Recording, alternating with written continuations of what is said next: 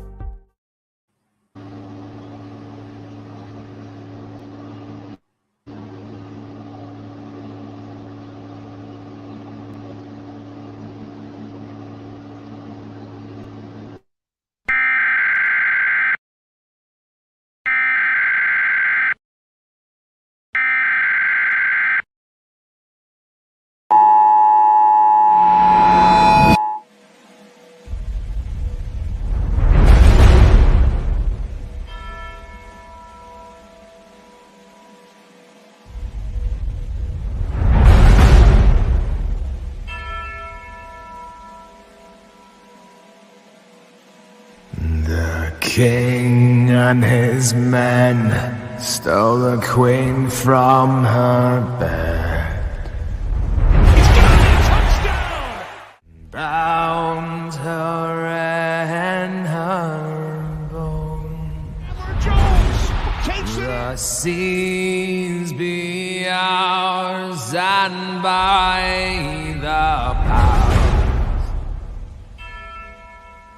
where we'll roam.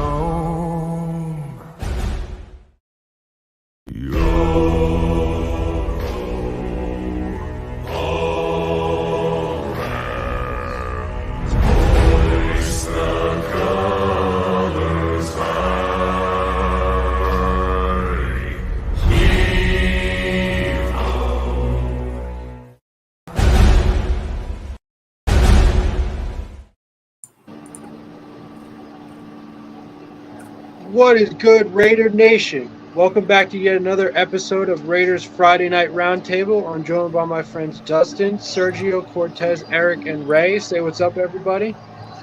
Salute, Raider. What's the deal?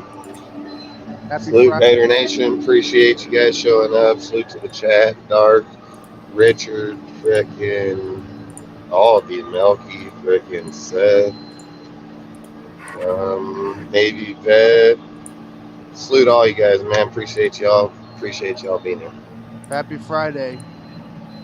Yep, happy Friday. Facts, yeah. As Ray just said, and Dustin as well, happy Friday. As Dustin also said, salute to everyone for being a part of this broadcast already. Thank you to the members of this panel for showing up, as always.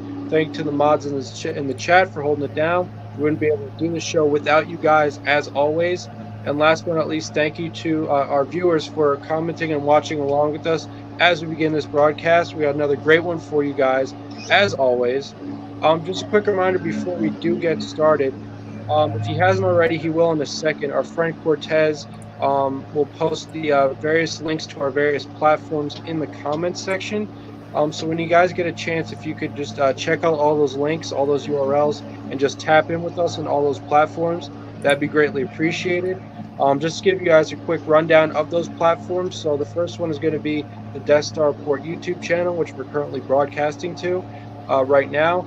If you could just subscribe to that channel, hit the notification bell, like as many videos as possible, and comment on as many videos as possible, that'd be greatly appreciated. And we do thank you in advance for that. Our second platform is going to be the Nation Nightmare YouTube channel, which is our friend Cortez's personal YouTube channel. So, same deal there. If you could subscribe, hit the notification bell, like as many videos as possible, and comment on as many videos as possible, that'd be greatly appreciated as well. The third platform that we're currently broadcasting to is the Death Star Port Twitch channel. You could follow us on there. That'd be greatly appreciated as well. Some other links we're going to share with you guys is our Instagram account, Death Star Port on Instagram. If you could give us a follow there, throw some likes on some of our posts, and maybe even share some of our posts, not only to your story, but to your friends over DMs. That would be greatly appreciated as well. And last but not least, as far as DSR is concerned, probably the most important link we're going to share with you guys, as we do every broadcast, is the link to our DSR Discord server. So if you guys are on Discord, if you could check out that link and join our community there, that'd be greatly appreciated, because it is really the heart of what we do here at DSR. And it's just a tremendous community. It's got a whole bunch of stuff going on in there. And it's a great way to connect with people, not only over all Raiders, but so like I said, we've got a whole bunch of stuff going on in that Discord community. We have a Raiders chat where we talk about, all things Raiders, but we have a general chat where we just talk about life in general. We talk about the NFL at large. We have fantasy leagues, both NBA and NFL. We talk about other sports leagues like the MLB, NBA, and NHL. We have movie nights, which I believe are going to be starting up this week or this coming week. So very soon, going to be very exciting activity starting up in that Discord. And we also do promotional events like free giveaways and whatnot. And we also even have we have links to all various social media Keeping track of social media accounts. When Raiders content creators drop posts and whatnot, not only on Twitter but on Instagram. And we also have a channel dedicated to all keep you guys up to date with YouTube links as far as Raider YouTubers as well. So like I said, They're going to be watching. They'll be watching Mario Bros on Saturday. yeah, so like I said, it's a great community. We'd love to have you in there. We got a whole bunch of stuff going on in that community. So if you could check out the DSR Discord server link as well, that'd be greatly appreciated. And we do thank you in advance for that, as it does help us out tremendously as well. So like I said, the Death Star Port on YouTube, the Nation Nightmare on YouTube, the Death Star Port Twitch channel, the Death Star Port on Instagram, and last but certainly not least, on the DSR Discord server. So, like I said, if you could tap And the in with movie us on they're watching on Saturday is going to be Mario Brothers on this Saturday. Okay, great. Yeah. So, once again, just another great reason to hop in that Discord as well. Join us there. We're going to be watching the Super Mario Brothers movie apparently in that Discord. So, the best way to keep up to date with not In only that, HD, we already checked it in HD, so it's good quality, everything. Okay, great. So it's in HD as well, even better. So like I said, the best way to keep in touch, keep up to date with stuff like that, and just all the great things going on in that community is to join us through that link. So like I said, if you could tap in with us on all those platforms, that would be greatly appreciated because it helped us out tremendously. So we do. And we'll go through the link tree because a lot of the links on the link tree are actually invalid. So I'd probably not post the link tree right now because there's numerous links on there that don't even work. So, but long story short, we'll update it and then we can repost it. Right. So yeah. So obviously the link tree, we're also going to be sharing that link with you guys as well. It's obviously just a catalog of all the links related to DSR. So that is currently under construction, and we will have that up and fully operational and fully fixed very soon. So keep posted with that. But we will also share the link tree with you guys as well. One little last reminder: our very own Sergio, a member of this panel, has written an article, I believe, on Sam Webb. Is that correct, Sergio? Yes. Okay, great. So yeah, we also should be sharing a link with you guys to his article. Feel free to read it. Obviously, you guys know Sergio. He's been on this show night in and night out. Always gives great points. Always very knowledgeable, not only about stats but about schemes and philosophies and players in general. So like I said, if you guys could check out his article when we share the link in the comment section, that'd be greatly appreciated as well. And my article is valid. Sam Webb himself apparently likes it so much he was willing to share it. Right, yeah, exactly, right, even better. So Sam Webb apparently shared it himself, so it's got an NFL player, a Raider, better yet, seal of approval. So like I said, when we share that link, check out his article as well. So not only with his article, but with all the platforms I just went over, we're also going to be posting all those links multiple times throughout the duration of this broadcast.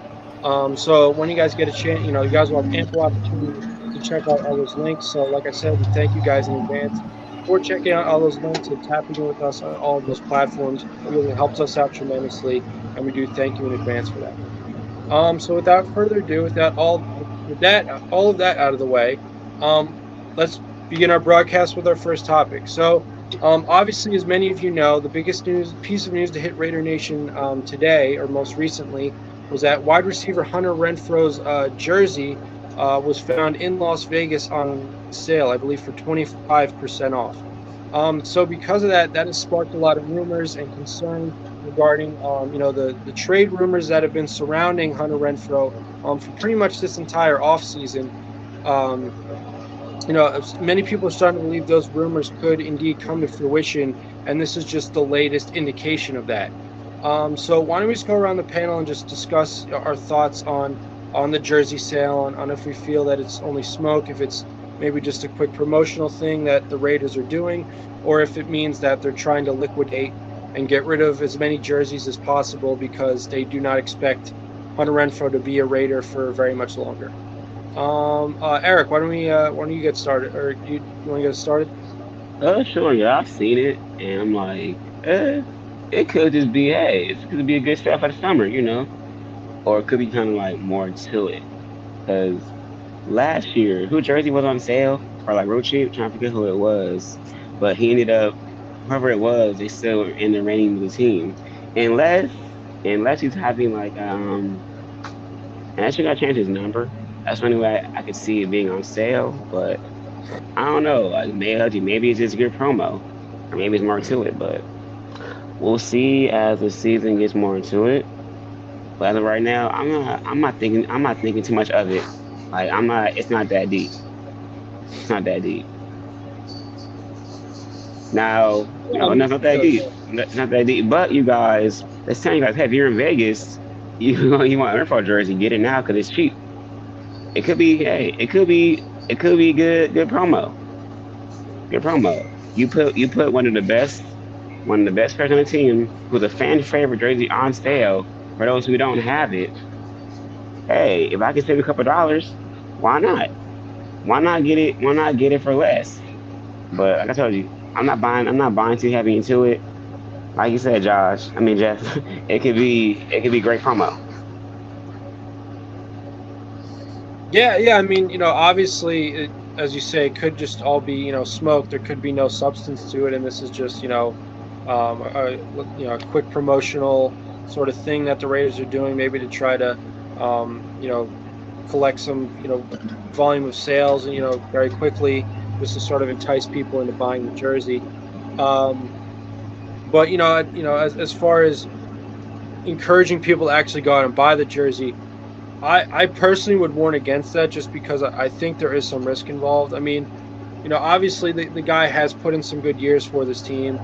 And so if you view getting a jersey of him, as a sort of collectible, and or you really like, what he did for the Raiders, if this, does end up being, um, the end for his career as a Raider, then certainly go ahead and buy his jersey, I would say. But if you feel like you want to get a jersey of a player who you'd like to see put in some more years in a Raiders uniform, like I said, I think you're rolling the dice. So as far as that goes, I would just say purchase at your own risk. But as far as what this might mean for his future with the Raiders, I would disagree with you, Eric. Personally, I would say that this is, especially given all of the trade rumors and how, most people have been saying that it's 50-50 as far as whether or not he's going to get traded.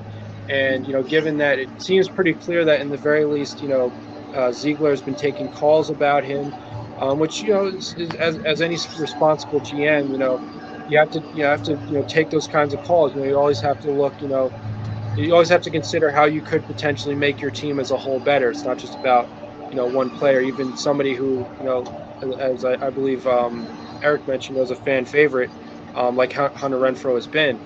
Um, so I just think that this is sort of, if we were talking about, before the jersey sale news dropped, we were at a 50-50, sort of complete coin flip. I think this now moves the needle more towards him getting traded. So now, it could be, 60-40, maybe 65-35. Because I think that what this means is that obviously the Raiders know something about potential, trade talks heating up and whatnot. And there certainly is a market for a guy. Obviously a slot receiver is pretty hard to, it's not impossible to come by, but it's not, they don't exactly grow on trees. So I personally think that this is, we should set our expectations for some sort of trade deal is picking up steam, and it's picking up, traction as we speak. So we'll have to see, but I'm personally not very optimistic about him staying in Las Vegas.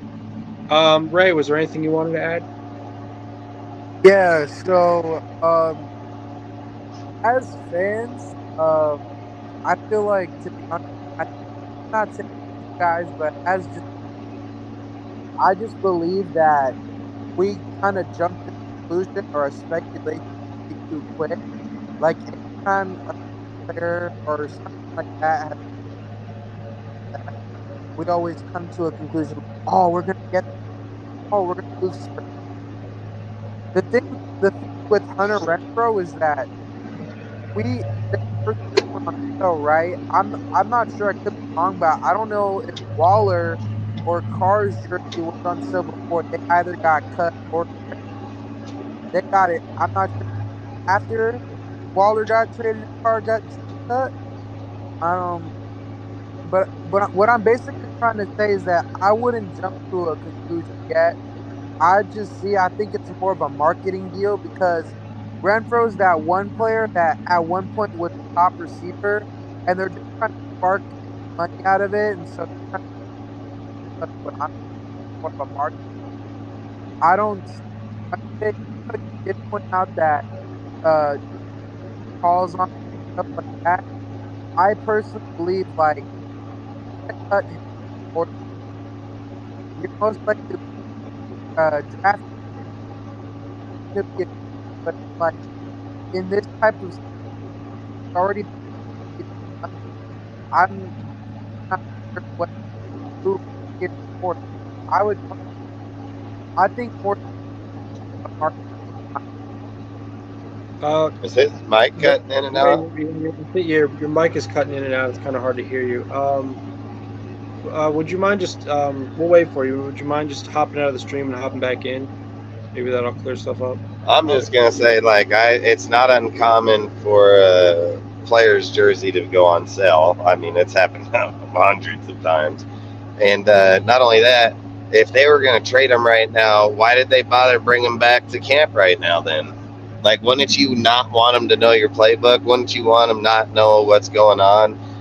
And if a trade was brewing up to be done, I would think you would just keep him off the team because I don't see any point of bringing him here only to trade him off 2 days later. Like, I don't see that happening.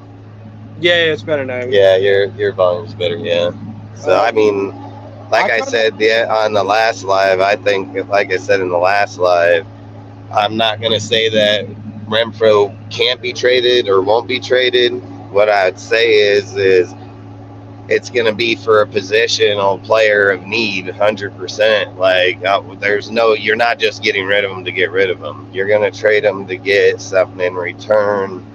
The value, something has to come back, not just the money. Like, that doesn't benefit us. I'd just be letting go of another player. So, like I said, unless it's somebody that has value in there or something of a reason, I just don't see it happening because I don't.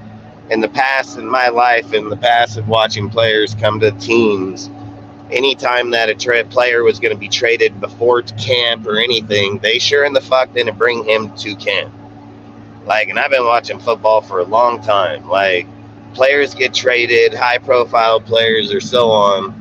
But I just think, like, if you're in the makings of trading Renfrow right this minute and there's some plan being worked up, I would think he doesn't come here. I think his ass stays where he's at and he gets shipped the second that plan that's being, made up wherever it's being made up at is done. Because I don't think you gain any value with him here. Like, he can get hurt, dude. Like, that's why I'm saying I just don't see it. I don't see it. I mean, that would be the number one reason why he wouldn't be. Is because of injury reasons. They got a trade in place, and this fucking guy shows up here to camp, gets injured. Oh, bye-bye to that trade. So for me, I'm gonna say no. Like, I've said it. I think Renfrow will be traded if it's a position of need, player of need. If it's money so we can get a player, but like, I just can't see him going out and being like, yep, we're going to get rid of you for no fucking reason. Like I've said, even with all the players on the board, it's hard to replace Renfrow. It doesn't matter if Myers plays in the slot. Numerous people play in the slot, and you have to have rotational players. And if you're just giving up your rotational player to go with a dude like Carter that is not proven in any way in route running, because that's what Renfro's proven in, is route running. Like I say, I in my personal opinion, I can't see them bringing him to camp, risking injury, and then trying to trade him right this second. Like, I think in my personal experience over the years of watching football, if a trade was brewing, his ass would be sitting. Like, straight up, till somebody either bid or bought that shit, Otherwise, the way I look at it is I don't think trade's brewing because he wouldn't be here in OTAs. It has zero purpose. Zero purpose. So if he's here in OTAs, it tells me that he's obviously coming here to try to get more familiar, play with the players, get under, with the quarterback. So, like I said, could he be traded? I'm not going to say he can. I've spoke on a hell of times. Easily could be traded, but it's going to have to be because of we need something. Like, I don't think they're just trading him off to get rid of him. Yeah, I mean, yeah, those are definitely some good points, Leslie. Yeah, I mean, first and foremost, I would agree that, if they're going to, if they really want to trade him, and they're viewing him as an asset, they're going to want to protect that asset. And so common sense says that you don't want a guy out there being active, and as you said, risking injury. If you're trying to protect that asset, especially a guy who obviously is coming off a very turbulent, injury-laden year. So having said that, yeah, the fact that he's been back at OTAs even before this news dropped of the jersey sale, that would suggest that they're actually not going to trade him. As far as the playbook is concerned, and you guys can correct me if I'm wrong, because it's OTAs, my understanding was that the details of the playbook and an offensive scheme and whatnot are not that deeply or heavily gone over in OTAs, and so I don't think for that reason, him being at OTAs, they would be risking him knowing so much about the team, for him to just be back at OTAs. But I mean, obviously there's got to be something, right? There's got to be something that he would learn, that he would take away from Josh rewrites his OTAs. plays every year. Josh rewrites his playbook every single year. I mean, Bill Belichick spoke on it numerous times, so I'm pretty sure he's there because he needs to know what's going on. Otherwise, he ain't going to be playing because there's about 4 other dudes at that spot that will be. I mean, at the end of the day, this is still a business, like this isn't just some game or some fucking hobby. Like, this is a fucking multi-billion-dollar fucking business. Like, this isn't just some fucking bullshit dudes wake up and they're like, yep, I'm gonna go play some football today, like, it doesn't work like that. This shit, dude, they're putting a lot of money invested. They have a lot of money in those fucking teams, dude. Renfrow has done nothing to say that he's a proven fucking player in any way, shape, or fucking form. So if he's going to be on that team, his ass better be there fucking getting ready to play this year. And if he chooses that he doesn't know the playbook by the time they get into camp, or that Josh doesn't think that he's gelling right because other dudes are, then bye-bye. But if they get to the real camp, dude, and he's fucking gelling pretty fucking good, and Tucker's having a little bit, or things like that, you bet your ass his ass staying here. Like, I've said it. How do you replace him? With the players on our team, if you're replacing him, would say like you're going to go with Sims on the outside receiver. So now you got 2 outside receivers, as in Jacoby. Well, you got more because if you kept Dorsett and then you kept Tucker, I mean, Josh has spoke on it. Ziegler spoke on it. Tucker is 100% going to be used in the number 2 wide receiver, 100%. So, like I said, you're going to start flooding over there with all those players. But on this side, you really only got 2 fucking dudes that have played that position and played at a high level. So, like I say, I just can't see them just moving on Renfrow if there's no reason to. I mean, you still have to have the player to replace them on the team. Like, you know what I mean? Like, there ain't a guy on that fucking team that's going to replace Renfrow right this second. So, I mean, if Myers goes to the slot, he's still an outside player too.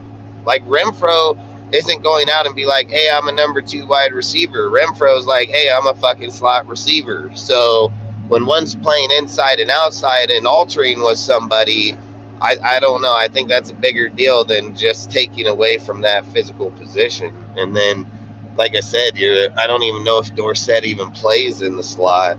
But Myers and Tucker do. So then if you had Myers and then Dorsett in the outside. Like we're gonna put one dude in multiple. Like I said, I can't see it happening for me. Like I said, you got to have a player to replace Renfrow on the line, especially if you're trying to be good. And then not only that, it's like I said, why would you do it unless you were getting a player or somebody that mattered? So either way, I've spoken 100 times. Is it just me, or is that the wide receiver room to me feels like a thing we haven't seen in a minute? Like this is like I feel like I'm very confident in this wide receiver room. I feel like I wouldn't make a simple change. I feel like personally we're just a move like that. A move like that, you look at our receiving room right now, it's pretty fucking good. But a move like that, man, that can deplete your fucking room real fast. Changes everything. Yeah, that can deplete it real fucking quick. One injury away from being just like last year. Like right now, you're actually looking good, depth-wise, player-wise, scheme-wise. Like you're looking good. So I don't know why you'd go jeopardize that. Last year was a panic, and I know it was because just look at the way everything went with injuries and the replacements. They just didn't live up to any potential or anything. It didn't go as planned. What's it called? What was Renfrow's replacement? Keelan Cole, Butterfinger Cole. Yeah, fucking no hands Cole for me, motherfucking guy. Fucking, if I was sitting here thinking like, if we were to go get like DeAndre Hopkins, or somebody that goes to the outside that forces Meyer, where it forces Meyer to the inside, then it's like, hey, adios, Renfrow. You see what I'm saying? Like, then you're solidifying positions. Like, it has to. Yeah, I'd say like you can't just go build a Madden roster and then fucking keep doing drag routes because nobody else knows how to play fucking Madden that you're playing against. Like, you can't do that type of shit. Like, you need to have fucking real players in those positions. That's why they have them to begin with. Like that's the thing I keep always trying to say is like you can't take away from those type of positions that have been key factors in the NFL for the last fucking 20 years, no, 50, 30, you know what I mean? Like, I don't know how long slot receiver been around for a minute, but don't know how effective it has been to that point. But long story short is I just see like I said, I just don't think you'd want to weaken your team. I think by getting rid of them, you're weakening your team, in my opinion. A schemed player at that. Salute. Knows your system, and very good in it, dude, even when he wasn't. I get that he was injured or so on, but I just think like when he's that type of player in Josh's system, it's like I think Josh wants to give him a second chance. This is the thing people got to quit doing is like Renfrow had no affiliation Renfrow had no affiliation like Waller had. Like Waller got fucking cut, dude, or traded because I guarantee you, I bet anything I own was the fact that he fucking did not want the doctors to look at him and told them to fine him. They're like, listen, motherfucker, we just gave $51 million for you. What the fuck you mean fine you? You see what I'm saying? Like, that sounds like a fucking punk ass motherfucker that before, when he didn't have that money, you want to be telling me to fucking fine me. But now that we give you the fucking money, you're telling me fine me and you're not even playing. Like that's not good looks on players in your organization. I'm pretty sure Renfrow has never fucking looked at them and told them to fuck off, do some other, like, he ain't probably ever said no thing like that. So I don't see Josh having a vendetta or a personal fucking confliction with him, because otherwise, boy, I mean, Josh should just have fucking this deal with every person on the team. And again, like I said, none of them would want to be here. We'd see your trade requests happening all over the place. And here's two other things. What team has made an offer on Renfrow? Because I have yet to hear not even one. Not one team made an offer on him or Jacobs. So when people make those accusations about, well, there could be trades, or hey, there ain't even been one talked of. So unless somebody just fantasized up a fucking trade somewhere, we can count those out, because I have yet to hear any team even mention. People keep saying, Oh, the Saints. Yeah, I mean, fuck it. The Saints, dude, they're going to be in the debt like, fucking $100 million. I mean, again, do they even have 15 million plus to even sign Renfrow? Like, They that, just I paid don't get me Jamal wrong, Williams.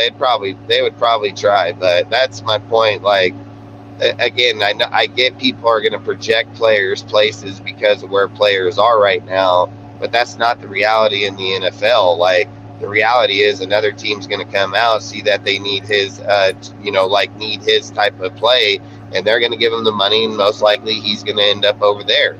Like, at the end of the day, the NFL is a fucking business. I don't think Renfro's going to be like, oh fuck, let me go and take $3 million less than what the Bills would give me, and then again, what if the Chiefs were, or somebody of those, like, what if somebody else wants to pony up the money that has a good quarterback, where Renfro's like, well, hey, I can probably win shit with this guy, so I get it that they're friends, but I always say you got to put the business aspect in it. There's a lot of things that go behind all of that too,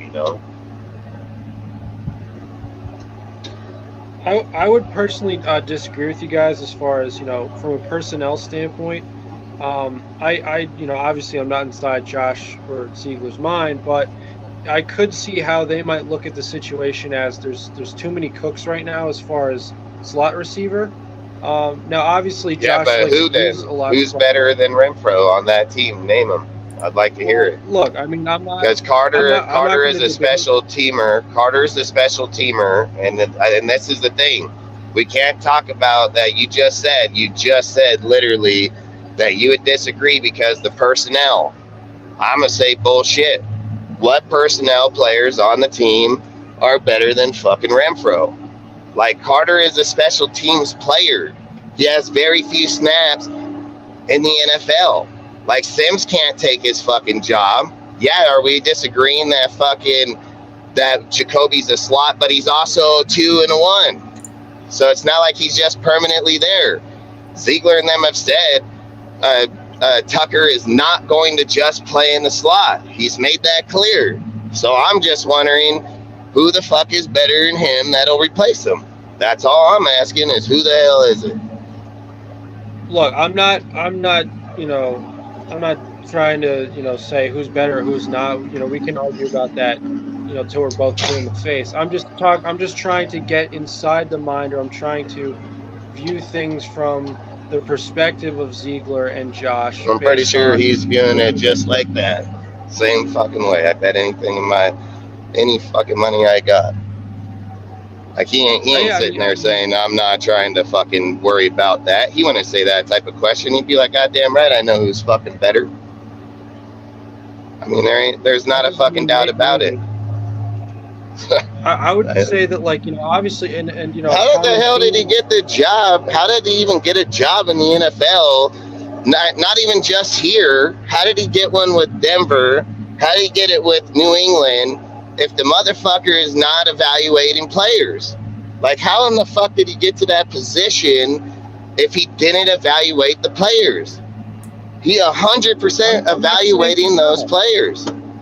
I'm not saying he's not evaluating. I'm just saying that it's possible that he values the likes of Jacoby Myers and Trey Tucker more than the likes of Hunter Renfrow, and that would be consistent with the behavior of this regime up to this point. And that's, I'm not criticizing that necessarily. I'm just, basing what I think is likely to happen on the behavior of this regime up until this point. And especially because Renfrow is not, he's not a former Patriot, or B, a guy that this regime has drafted, and C, he has injury issues. I could see how maybe they look at the wide receiver room, and they, especially slot receiver, and they say it's rather deep. So it would make sense to trade him to help out another part of the team. We've been talking about how we're still a little concerned about the linebacker. Again, I've said if DeAndre Hopkins is on the board, and you can go get a guy like Patrick fucking Peterson or somebody of him, he does not make the team better. DeAndre Hopkins makes the team better. He would make the offense a way more powerful offense. Dude, like Patrick Peterson getting fucking old Don't even know if he's going to produce. You don't know what he's going to do. Fuck, DeAndre Hopkins going to at least get in that red zone 10 fucking times. Like, you can probably guarantee that. Like, when we're talking about making teams better in production or getting rid of people to replace players, at the end of the day, it's about where's the team more better. It's not about replacing him and go get a player over here, because getting a player over there, it's going to take way more than one player. That defense is not one fucking player away from being fixed.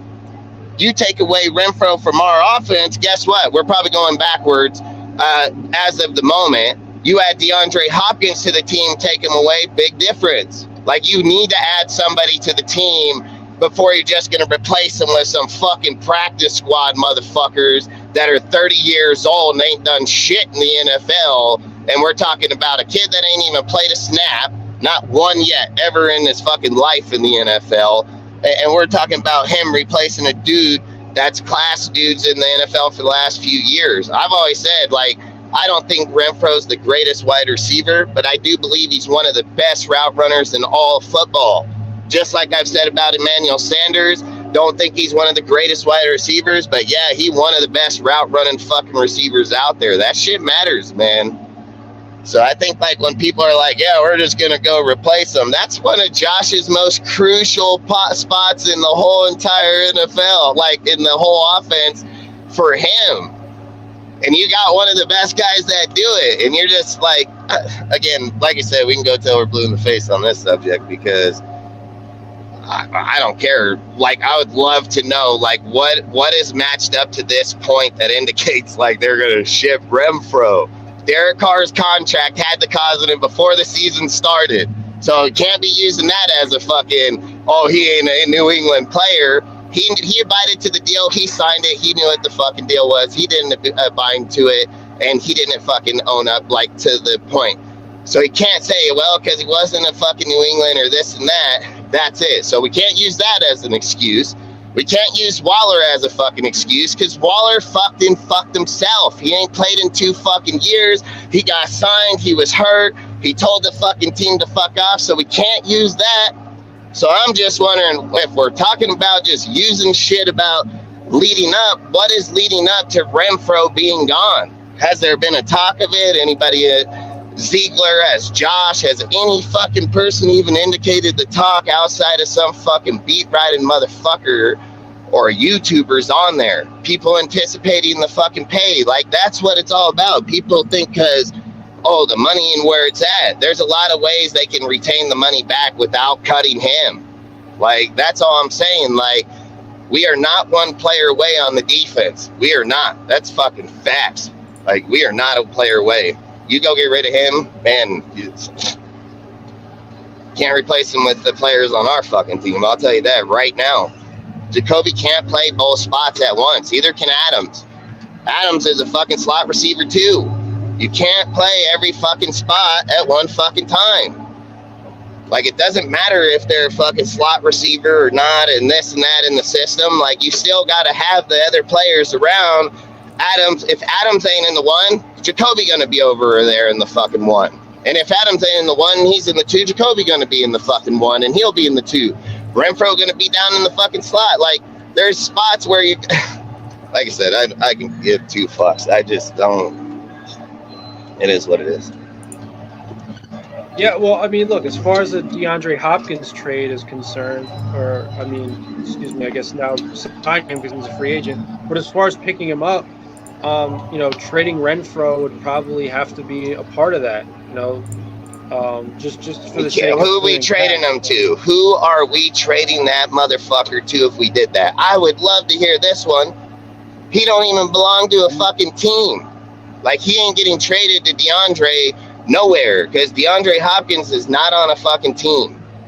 So if you were getting DeAndre, you're shipping Renfrow somewhere to get the money. Like, that's what you're doing, right. $11.8 million, and then you're going to pony up probably another $8 fucking million on top of that.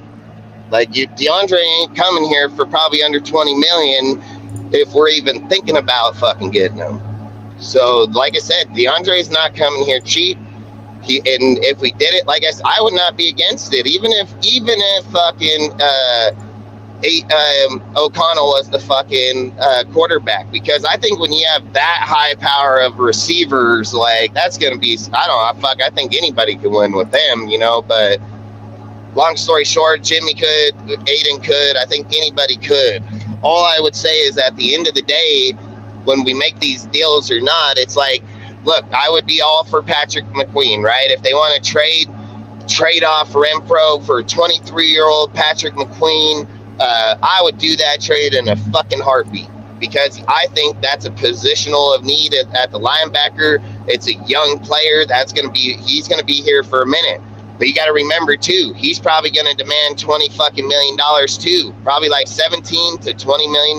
Like, but I would invest it there, because the thing about him and between him and DeAndre is like, I'd probably still go the DeAndre deal, but then it would be like the LeBron thing where you're just getting older players to fit what you need right here, right now. But when we're done in the next year or two, you have no depth going forward. Like, we'll be right back at not having nobody. So for me, I would probably still lean towards the Patrick deal, like I've been talking about the whole fucking time, because I do believe that there's a big difference when you're 23 and can be at the boss of that spot, which is a very critical spot. And he's got great run and great coverage. Like, so like something like that, I would do it. Otherwise, like I said, I want to do it. Who else are you going to do it for?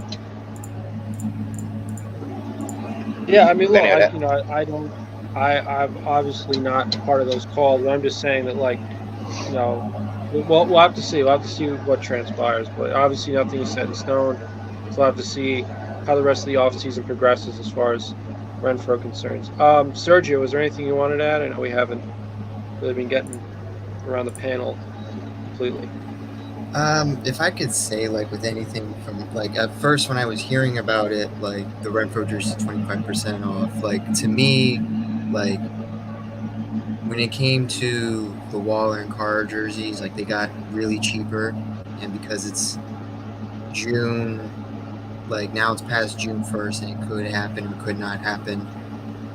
It's, at this point, a speculation on what team he could be traded to, if he even is going to get traded. With me, personally, on if he did get traded or not, I'm just kind of done seeing him on the special teams, because he seems to be very injury prone whenever he's just on the field during special team plays. Right. And I trust that they're probably going to figure out what to do with the receiver room, either Renfrow's here or not, considering how much depth that they have for it, how much rotation they'll get for it, whether Renfrow is here or not. I would favor it if Renfrow stays, because I do feel like trading Renfrow wouldn't have as much ways to justify it compared to the Waller trade, personally, because on how much drama was happening before the Waller trade was happening between Waller and the regime. With Renfrow, though, Renfrow's just been mostly quiet. I mean, the most news we got out of Renfrow was that he was hunting big turkeys. I mean, that's the only news we ever got out of Renfrow. But from, like, is he going to get traded perspective, is teams want to know he's healthy, and he's not getting traded perspective is he wants to show the regime, like, hey, I'm healthy, I'm here, like, let's just do this. Like, because it seems like even the Raiders media has been, like, posting, like, they've been posting a bunch of pictures of him with Adams and the staff. So, I mean, one side has some good examples, the other side has some good examples. Personally, I don't know if he's going to be here or not, because just how confusing his situation is right now. Like, it's probably the most confusing for me, because I immediately thought, oh, he's going to get traded, and then the more I thought about it is, would it happen though? So I don't know if it would happen. Yeah. I mean, another thing I wanted to add was that only 25% off. You know, that's not a huge discount. Maybe if it were like 50 to 75% off, then I think we'd really we should really start thinking that he's going to be dealt. But 25, I think as Eric mentioned earlier, it's just a promotional sort of thing. Yeah, that's So another yeah, thing is where I feel like everyone, like, I think Vegas, if he's not getting traded, I think Vegas knew how the fan base acts, obviously. And they're like, hey, if we have these jerseys on 25%, they'll think he's going to get traded. They're going to want to buy his jerseys all the time. And then he's not going to get traded, and then we're going to go back with the full price. So that could be like one way that they're doing it, kind of like how Eric said, it's like a promotion thing, or just it's like kind of like a marketing move, basically, which I respect that on how they're doing that, but I feel hurt about it as a fan. But yeah, it's kind of what it would look like. yeah. I mean, yeah. Obviously, nothing's set in stone. There's nothing guaranteed about a 25% off jersey sale. So, and we'll have to see. I mean, like I said, based on how this regime has behaved up until this point, I could see a trade. But others obviously think that it's just obviously there's no cause for panic or cause for concern that would happen. So yeah, I mean, we'll obviously just have to wait and see if anything does come to fruition as far as a Renfrow trade. So you just pop out. Let me get back. Cortez, was there anything you wanted to add to this topic? Ship him out of here. Get rid of him. Send him with his crybaby friend right here. Get rid of him. Fuck it. Just get rid of him.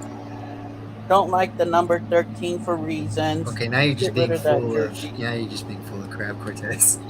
I don't like 13. Get rid of that. I remember before this live, you were literally praising him. Fuck no, get rid of him. It wasn't even a week ago. Cortez is a troll, bro. He's a straight fucking troll. Million. The Saints have 14 million. Hey, salute, right now. Jesse. Appreciate you, bro. Hey, yeah. What has Renfrow done for the Lakers? Let's be honest. What has he done? I can say, ran into Devontae last year. I mean, let's be real. Nobody's done shit for the Raiders. He filled a wide receiver one spot that was absolutely trash. I don't. He kind of carried our offense. He filled that wide receiver one spot when Waller was gone that year. That was 2 years ago. That was 2 years ago. So, but I mean, like I said, I would. He went to the playoffs. That's in the future. Look towards the future. That's all negative shit. Just look towards the future and that's all the negative. Hey, for one. I mean, they're not just gonna shit on Renfrow. Like, there's not been one. There ain't been one deal that guy's done to even get that kind of talk. Like, this is what I'm talking about, Raider fans, right? There's no loyalty. There's no fucking loyalty, man. The guy has not done nothing to the team. He's done fucking nothing to the team. Motherfuckers are like, yep, fuck him. What the hell is going on? Like, there's no loyalty to players, the team. Like, what the fuck? It is crazy. I think that's the craziest shit ever because, again, he don't want to go anywhere. He ain't never even said a fucking word. Not even Ziegler or Josh has said it. It's just motherfucking people talking. Motherfuckers are like, yep, fuck him. Like, what the fuck, dude? Zero loyalty to your fucking players. Zero. People, I can be honest, the only people that have talked about a Renfrow trade are content creators. That's a fact. I've never seen a single official scout. It's 100% facts. It's 100% facts. Look up in the chat and see that there may be a trade to Tennessee. Who? That was chat for fucking the safety, the free safety over there. This is people projecting. Yep. It's people fucking projecting, man. Ain't been fucking nothing talked on it. Fucking that's my point, dude. Like, people just spit on their fucking player for no reason. Motherfucking Renfrow has played the slot position at a very high level. Fuck for a while, so I don't know what the hell is going on. I don't know, but Like I have a he feeling ain't that no they're gonna slouch. He ain't no they're slouch, gonna get man. rid of him next week. He's out of here. You guys said he was gonna get rid of yesterday. Like every motherfucker that's been talking on Renfrow post June 1st. That means yesterday. Gonna be today. Is today the 2nd? Today's the 2nd? Yeah, so that'd be today. They should have had this shit on wrap already. They've been, what, they couldn't talk about a trade for 4 fucking months? So what the hell is holding it back? Like, that's what I'd like to fucking know. They didn't have to wait till today to have a trade or even talk it. There's no rules. There's no rules that say that. Hey, that's true, John. That's true. Yep, with concussions. Like, this is the thing I think is crazy as hell is that if they were gonna do a trade, that shit would have been in place already. Like they had months. They had months with them yesterday. I know he went out. Why is he having a conversation with Renfrow? He has zero say in the motherfucker.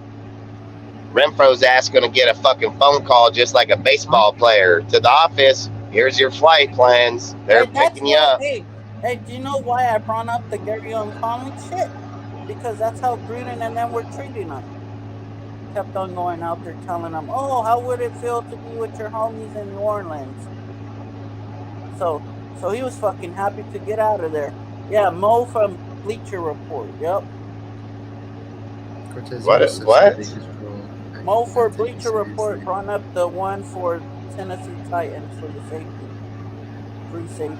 Yeah, but you just said that the reason that he left here. No, I'm looking in the comments for. I'm trying to wonder what the hell you just said that Mullins left here because John Gruden and them told him to go hang with his boys. Conley, not Mullins. Mo is or Conley, but where in the fuck would who talked to him? Who? Like that fucking guy ain't been on our team for a fucking minute, so I like to know who in the fuck even talked to him about go playing with his boys. Like he's on another team. Gruden told them during warm-ups. He would always tell them during warm-ups, so he felt disrespected. So he's like, I gotta be mind blown because unless I'm in a fucking time portal, Conley wasn't even on the motherfucking team. Well, he wasn't on the fucking Saints, so how in the fuck was he telling him go play with his boys on the Saints? His boys are Latimer. Marcus Latimer played with them in New Orleans. Are we still talking about Renfrow? I have no fucking idea what the hell we're talking about. I don't even know. I don't know who Chris Conley is. I want to just go to another fucking. Gary Conley. Oh, a nobody. Got it. Okay. All right. Yeah. Let's just move on to the next topic. Yeah. Why don't we put a bow on this one? Get the hell out of here, though. Yeah, well, yeah. I mean, obviously, no matter what side you stand on, as far as the Renfrow situation, we're all just gonna have to wait and see what transpires. That's facts. If he gets traded, he gets traded. I mean, if he doesn't, then watch Cortez pull a 180. Fuck no, I'm still gonna get rid of my autographed jersey of his ass. Oh, I bet. Hey, you got your Derek Carr jersey still? Yeah. Fuck no. Been saying to get rid of that motherfucker. In the garbage. No, you are lying. You are straight motherfucking lying. It's in the garbage. I bet. Let's go look at your closet. Hey, switch on your camera real quick. Turn on your camera real quick. Turn on the camera, go to the closet, open up the bullshit. I'm on my phone. Get your tab, get your fucking computer, turn on the fucking deal. No, don't bullshit me, motherfucker. Accidentally dead. This guy got every excuse. You see how fast he comes up with excuses like my woman does, dude. Like, motherfucker, as fast as I can say, this fucker was like, yep, it's dead, don't work. Ain't there, broken. The woman Lens don't even turn on anymore. Fucking, where's your DC helmet? Show me the helmet. Can I see the helmet? Well, which one? I just want to see the DC helmet with Ziegler's autograph on it real quick. Yeah, that shit ain't going nowhere. Come on, that's a Derek Carr helmet. All right, guys. We got the Go new message. topic. Let's move to You the may next Let's go topic. to a new topic. Okay, so like I said, no matter where you stand, we're gonna have to wait and see. There's not necessarily a cause for panic, but it's something to monitor Oh, as we isn't move my favorite through the picture offseason. NorCal? It's him crying. That's why I bring it up all the damn time. Hey, that's facts, Jesse. He got car, everything, LeBron, everything. This guy, he says he Hey, don't like. I don't even got a car picture You like know a that. hater is still a fan. Facts. Hey, Okay, hey, so hey, what about moving this moving one? on. You know, that's a great fucking point. I'm gonna make a That's the logo best for that. receiver in the league. Yep. Still playing. Copyright me. That's my copyright. Hey, right when Cortez starts talking, I'll put this one up. Says hater's still not a, or hater is still a fan, and then it'll just be my logo right there. Hey, Fucking. hey, hey, fucking Henry Ruggs is gonna come back and play for the Raiders. Okay, let's move on to the next topic. Oh my God! Get the fuck! What is that? Turn on your camera. What are you doing? The Henry, like seriously, like the Henry Ruggs thing. It's not funny. It's not. This fucking guy over here, he ain't gonna come back to this fucking team or any other team probably ever in his life. What's the next topic? Yeah. So yeah. Okay. So the next topic is it's your topic, Ray. If you want to get us started on Tom Brady announcing that he certainly will not be. He's played his last down of football. He made that clear on an interview with SI. Sergio apparently is calling BS. So yeah, so why don't Ray? Why don't you get us started on your thoughts? Do you think it's true, or do you think we might see Tom Brady in some sort of NFL uniform at some point in time? As much as people, believe, like, for one, even like the year before when he came out and said, "I'm done playing football, this is it," then unretires, and then now he's retired again. I personally believe he's hanging it up. Just after that performance in the wild card, you could just see that. People want to put blame on the coach, but I'm also putting blame on Brady. Just the way the whole team's played that whole season, it was just ridiculous. And to me, here's the thing: if Jimmy G isn't the quarterback next year, I honestly, I'm not gonna call a panic button, but it's gonna look really shitty. Like, I mean, people put a lot of speculation on Aiden O'Connell, but kind of like how Dustin pointed out with Trey Tucker and Carter, they're all like new players that were never even like a starter or anything like that. They were like, Carter was a special teamer. Trey Tucker hasn't even touched the grass on the field, and Sims is a fucking backup, dude. Fucking Dorsett, probably the closest receiver to playing as a 3 to 4. Closest to any, yeah. Yeah, and everybody else that's on that depth is all fucking either special teams not played or fucking had a few plays here and there. Nobody has anywhere it's like, yep, this dude played all fucking year. He got a fucking 800 yards, 5 touchdowns, or even 600 fucking yards in that. These motherfuckers are dudes that got 200-300 yards, fucking 2-3 touchdowns in 17 games. You know what I mean? Like, you can't just look past that shit. Like, we ain't trying to go employ Matt Collins every fucking year. Don't you think we would have kept him?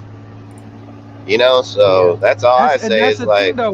We're able to replace Matt Collins. It's not like we're losing a huge factor from him. He literally stepped up at a point where, like, he was just the injury replacement, somehow had a good year at his career best. And so not just his career best, like he had around 700 yards. If you take away that season, that's how much he's had his entire career in total before that season. So that's why anyone that was like big on Hollins, I'm like, listen. And people aren't flawed by McDaniel's fucking system, dude. Like, I mean, yeah, that's a good point. That just shows, like, he just made a random special teamer play like a wide receiver too. They just like what Derek Carr does every year. But no, back to being on this though. What I'm basically trying to say is that, as much as the Brady situation, I personally don't see. I think he's being for real this time. As much as we want him. As people want him to be the quarterback and stuff like that, not putting faith in Jimmy or what the future is, I personally believe that it's gonna come down to what's gonna happen with Jimmy and this other shit. I don't know. The Brady speculation needs to like die immediately. Like that shit's not happening, in my opinion, personally. Just off of age and just like you can just tell, like he came out and said, like, dude, I'm tired of this media trying to put this narrative that I'm gonna be back next year and this other shit. He's like, no, dude.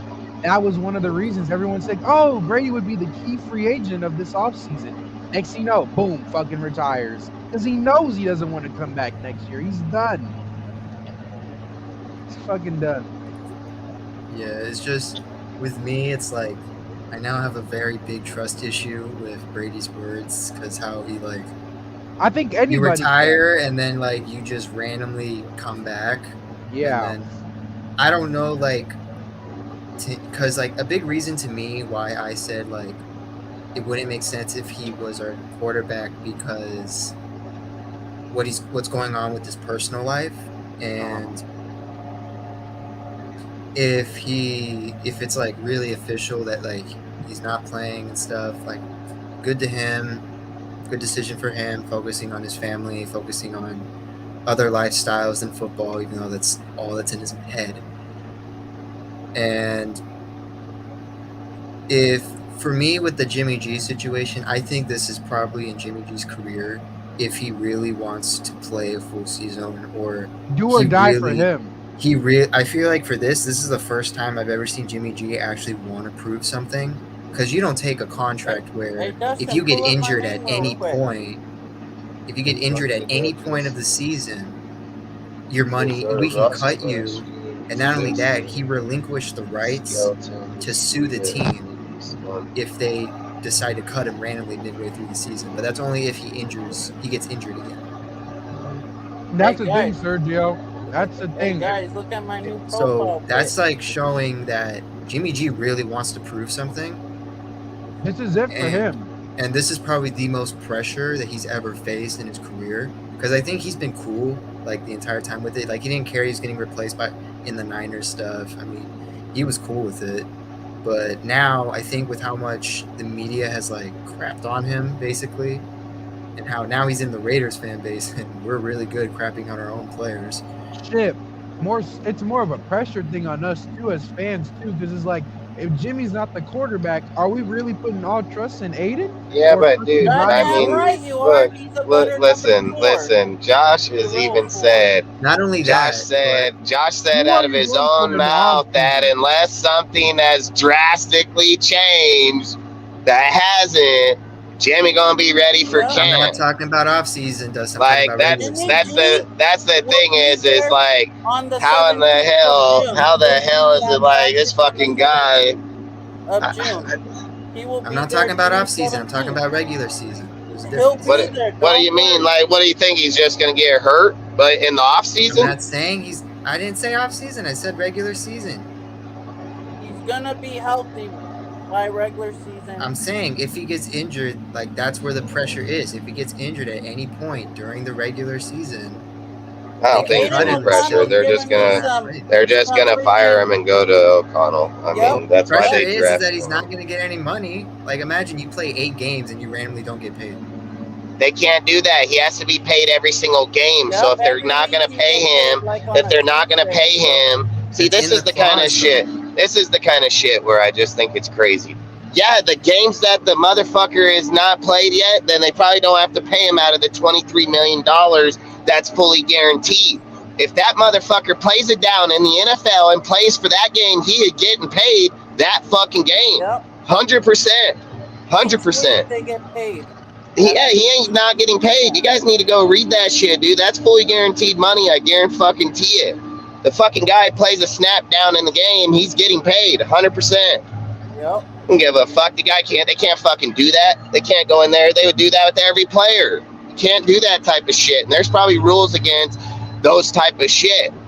I think you guys are misunderstanding the fucking cause in the contract. I guarantee you it's about the fully guaranteed fucking money. I'll guarantee anything on it. Can't fucking take a guy's paycheck when he's already played the game. Can't do that. Fucking walk out, be like, yeah, after you played fucking 10 games, we want all your money back. No. Fucking guy played those games. Well, then why would he relinquish the rights to sue? Maybe the injury. Rights of suing don't have shit to do with them owing him money. The NFL has laws.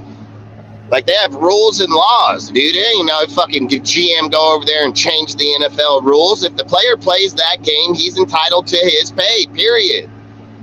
If they got $23 million out there and they got $23 million in fully guarantees and he plays 3 fucking games and he gets injured, they can probably cut him and not have to pay the guarantees. I guarantee that's exactly what they're talking about. Fucking go out there and be like, yep, you played, sorry, ain't gonna give you your fucking money. No, don't work like that. Doesn't fucking work like that. You know, fuck, dude, if I brought a guy to my work, fucking made that motherfucker come out here all day and work and didn't pay him, guess where I'm going? I'm be up in the courtroom here real quick. You know what I mean? Like, no, hell no. It doesn't work like that. Fucking, I know for a fact it's the guaranteed money.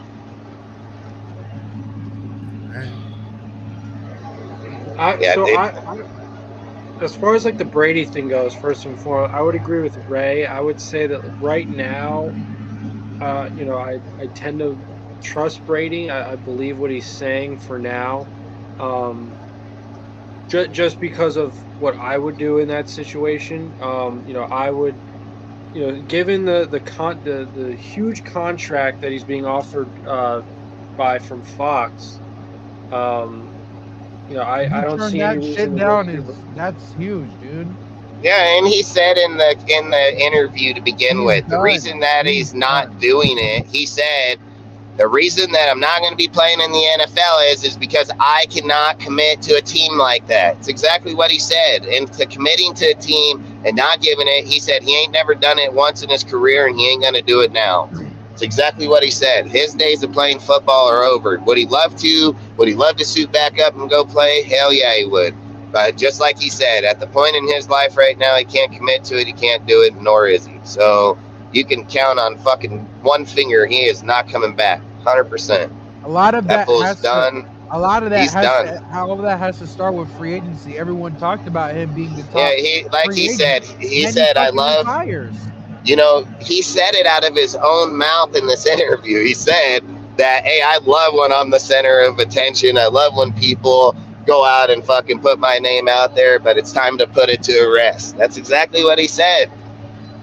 Like, fucking people need to watch these fucking videos, because this guy literally just said all these things on his deal. He is done playing. He is not fucking coming back whatsoever. It ain't if Josh asses him. It ain't if Mark asses. He is fucking done. So, hey, Dustin. Yeah. The real number 4 is right there. Here we go. Listen, are we on the topic or no? Stay on the topic or don't. Like, I don't give a fuck about any dude. Carr wore the number 4. He's Raider fucking period. Done. O'Connell ain't made no fucking snap. Ain't even played in the motherfucking NFL. He borrowing that jersey. Until he surpasses 32,000 fucking yards, he's renting that fucking jersey. And that's facts. So he can go fucking wear it. He can put it on. He can put it in his locker and stare at it every fucking day. Till he fucking beats at Derek's numbers, he ain't any fucking thing, period. So good luck for him. Number 4 to be a backup. And again, to stay on the topic of Brady, like I said, Brady's done. He's going to be an owner in our deal. He's going to go to fucking Fox, like I said, do it for the next 10 years, because that's smart business. He's 45 years old. He'll be 56 years old when he's done, with 400 more million on top of all his businesses with the fucking gyms and his fucking tag and his brand and everything like that. And like I said, don't be surprised if he makes the transition to own the Raiders, because that's what makes sense. You know, like fucking Brady's already said, he is not fucking playing football, and no, there is nothing that's going to bring him back. Just like I said, nothing's going to bring him back. He's done. Well, I mean, I would also say, to Sergio's point, you know, just because it's Tom Brady, we never really know. You know, maybe if, like you say... Well, you know, if you listen to his fucking interview, you'd know that. Well, I'm just saying, you know, it feels like he's the kind of guy who, especially when it comes to this stuff, you know, you can trust him as far as you can throw him. Well, he threw it pretty short, and he's done.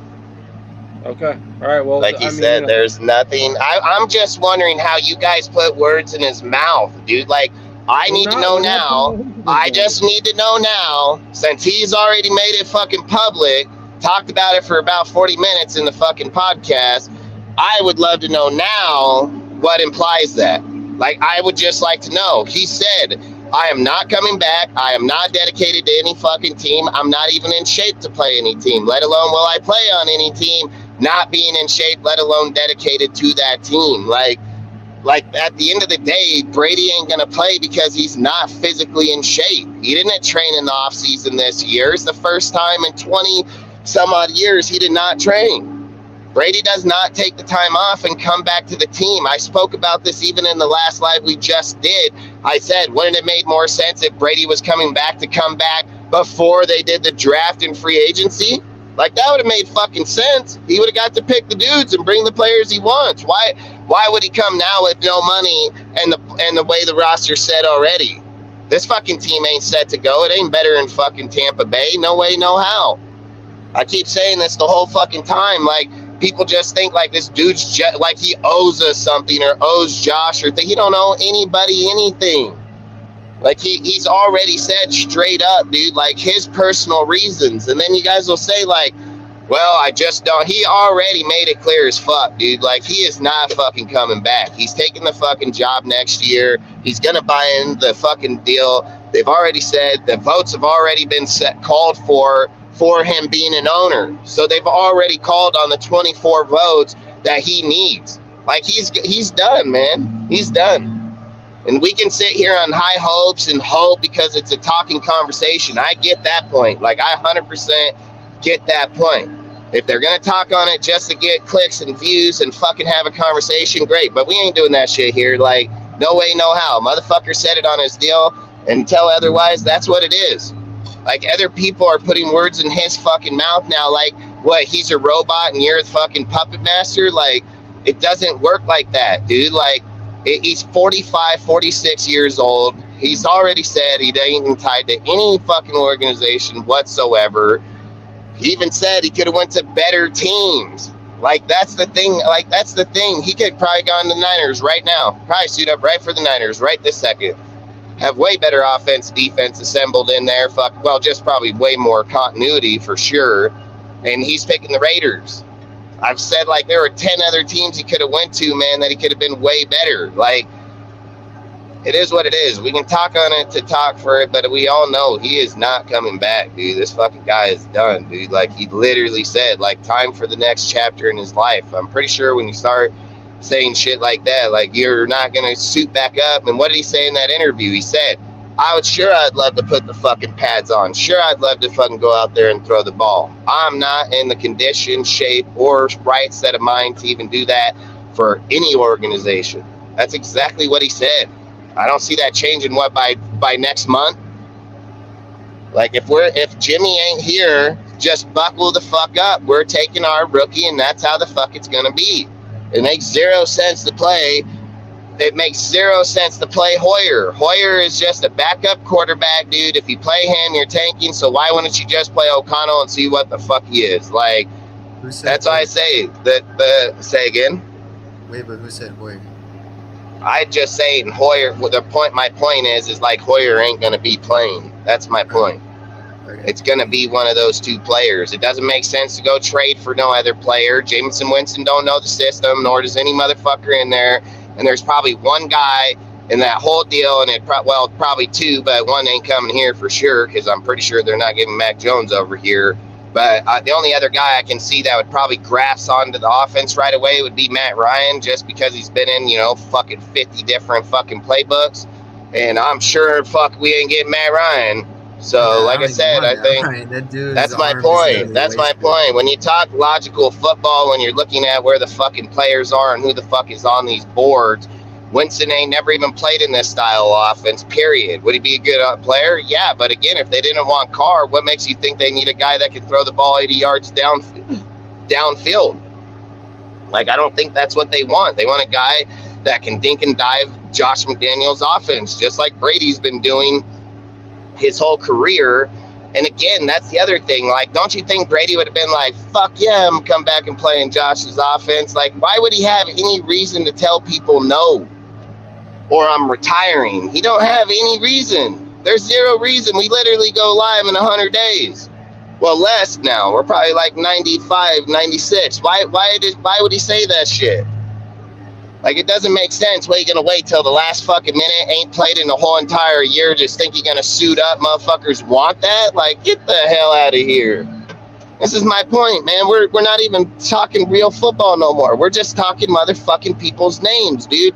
We forget the process. We forget that they need to go and fucking play with motherfuckers. We forget that he ain't even been in Josh's shit for 3-4 fucking years. Like, it ain't just like, yeah, believe me, I think he can probably come back easy as anybody. But again, there's still time. I've said, if people pay attention, Bill Belichick said this 100 times. Josh redoes his playbook every year. So, yeah, well, there'll be some plays in there from last year. Yeah, but there's going to be a lot of new shit in there this year, too.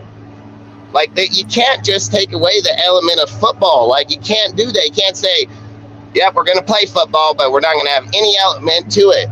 Like, it doesn't work like that, man. It does not work like that. The elements of football work because of the fact that it all takes the consistency of where players are and what they do to get there. Like, that's what works. So, like I said, I don't think Brady coming back. I mean, the motherfucking guy comes back. I mean, we ain't getting him. I don't know who the hell's gonna get him, but I don't think we get him. Well, as far as, you know, the quarterback of the future, because, yeah, I mean, Brady, at least as far as this year is concerned, is probably not going to suit up for various reasons. I personally, and I think a lot of us are in this camp already of, you know, Aiden O'Connell, right? I mean, Josh McDaniels might not be anxious about Jimmy. For how much he's been praised for during the OTAs, and I mean, I never, like we talked about earlier, I think it was right before the live even started, McDaniels gave like a Grinch smile. That's the first time I've seen this dude smile, and it was probably the creepiest smile I've ever seen in my life. Ear to ear, dude. Ear to ear. And when they were asking him about Jimmy G, about O'Connell, the dude was like, you guys are probably anxious, but I'm not. Like, I'm not. And then some people are thinking like, well, he's lying. I'm like, I don't know if he's lying, because you only smile like that if you know something.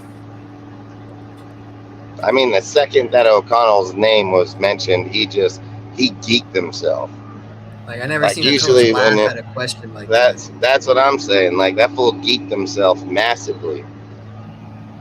And then, like I keep saying, like he said, unless you guys know something I don't fucking know, like, he's gonna be here by camp. Like, those are the things, dude. Like, if Jimmy ain't there, I don't think he's or has any problem. I mean, he literally said that he doesn't have any weight on his shoulders, anything like that. And I said a lot of that has to do with Tom Brady fucking gonna be signing as an owner, dude. Like, he's not gonna have to sit here and act like he needs to put this team together this year. He's going to start putting the team together this year, and then where it builds in the next few years, they'll go from there.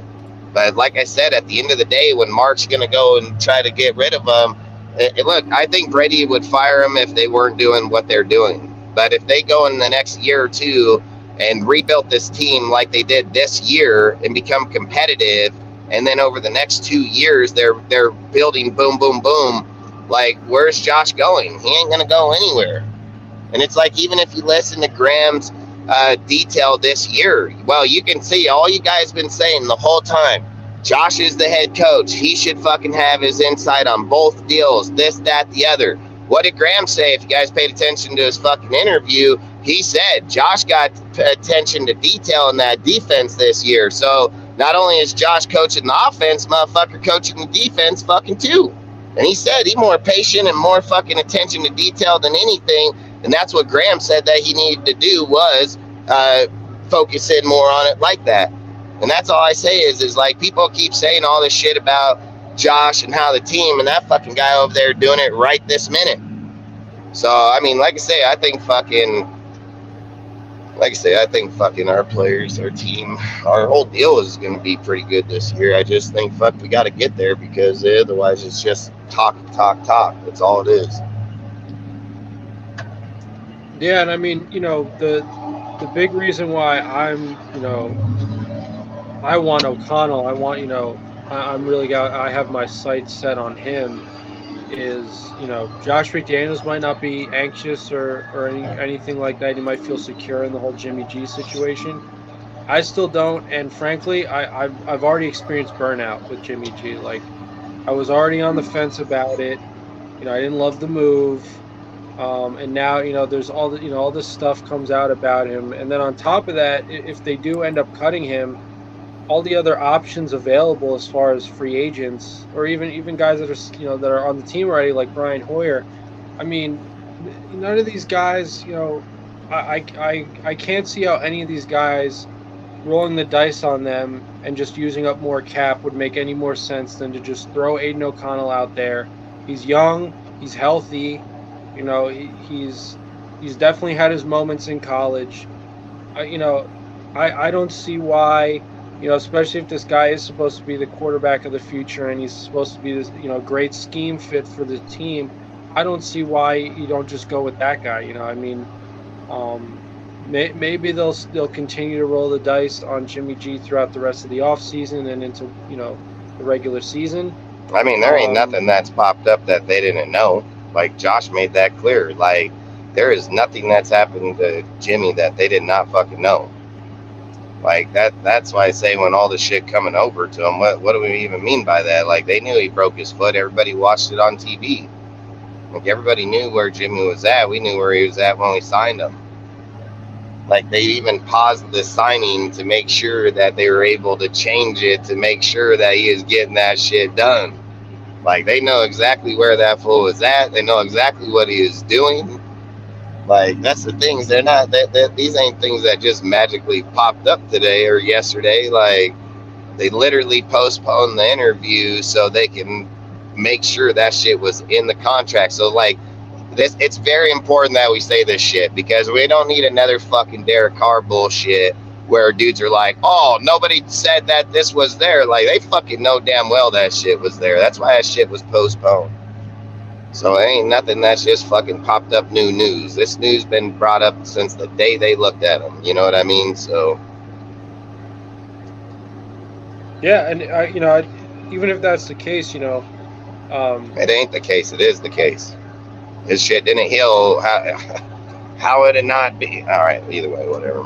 Not even do this. Look, all I'm saying is, even if they know everything about Jimmy G and his injury status, I still think that, the most likely outcome is he's going to get injured at some point in this season, in which case O'Connell is probably going to come in relief unless, they're really, worried about him throwing him into the deep end of the pool too early and they play, Chase Garbers or Brian Hoyer over him. But I just, I look at the fact that, all of a sudden this report came out about Jimmy G's, status and, everything that's come out about it recently. And I've already experienced burnout with Jimmy G. Like, I want yeah, because you guys listen. The reason you guys experience burnout is because you're listening to some think-ass motherfucking YouTubers putting out motherfucking videos. Those guys are not fucking doctors. They're not motherfucking NFL GMs. They're not coaches. They're not recruiters. They're not anybody. Like, that's the shit. How are we experiencing burnout? It's because of that shit right there. The Raiders ain't brought shit up about it. So where the fuck is the burnout come from? It's social fucking media. People putting out fake ass shit. Like, that's the thing. Like, we discredit motherfuckers and discredit that now they don't know what they're signing. Like, dude, we have labeled our team as fucking straight bullies, fucking punks, fucking bullies in the locker room to fucking individual players. Now we don't know what we're fucking scouting or fucking bringing in. Like, what the fuck is going on here, dude? Like, listen, for one, they knew Jimmy broke his foot because everybody seen it on national motherfucking TV. Everybody fucking knew. So there's no way we're implying like these motherfuckers didn't know when they went to sign them and give them 20 million fucking plus. Like, what the fuck did they do? Were they just blind? Here's the paper. No, motherfucking didn't even get to sign it because he didn't even pass the physical. So like sitting here saying like they already knew it. They had the surgery done themselves. They wrote it in the contract themselves. Like they fucking know what the fuck they're doing. Like we're fucking implying like motherfucking dudes in YouTube have a better concept than the motherfuckers running the team. If they got such a big concept, why the fuck ain't they hired by any team? Why in the fuck ain't they carrying water to the motherfucking players on the field? They ain't got no fucking insight. They got a fucking talking reference when they Google shit and go look it up and read posts. That's fucking easy. Go scout it, go do it, recruit it. They don't have that shit. They gotta visually see it. Fucking act like these motherfuckers don't know it. Like they just have some fucking kids in kindergarten running our fucking team. Ziegler's made some of the best fucking contracts on this team, smoking down by a mile. We're gonna hold him to one. Chandler's.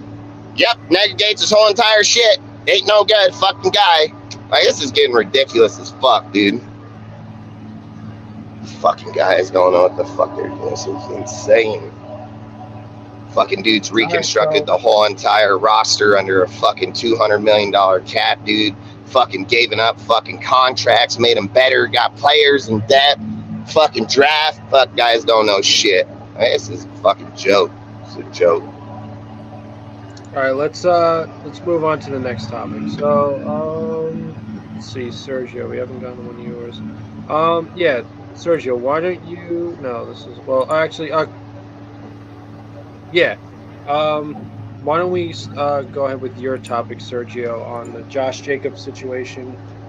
You know, whose side is he on, or what the contract situation? Yeah, with this is so many, like, obviously now many people have been seeing that Jacobs has now began to give more and more of a voice, and it's kind of what I've been saying for the many past lives now, is the NFL, like, the NFL just really kind of just don't care about running backs anymore like they used to.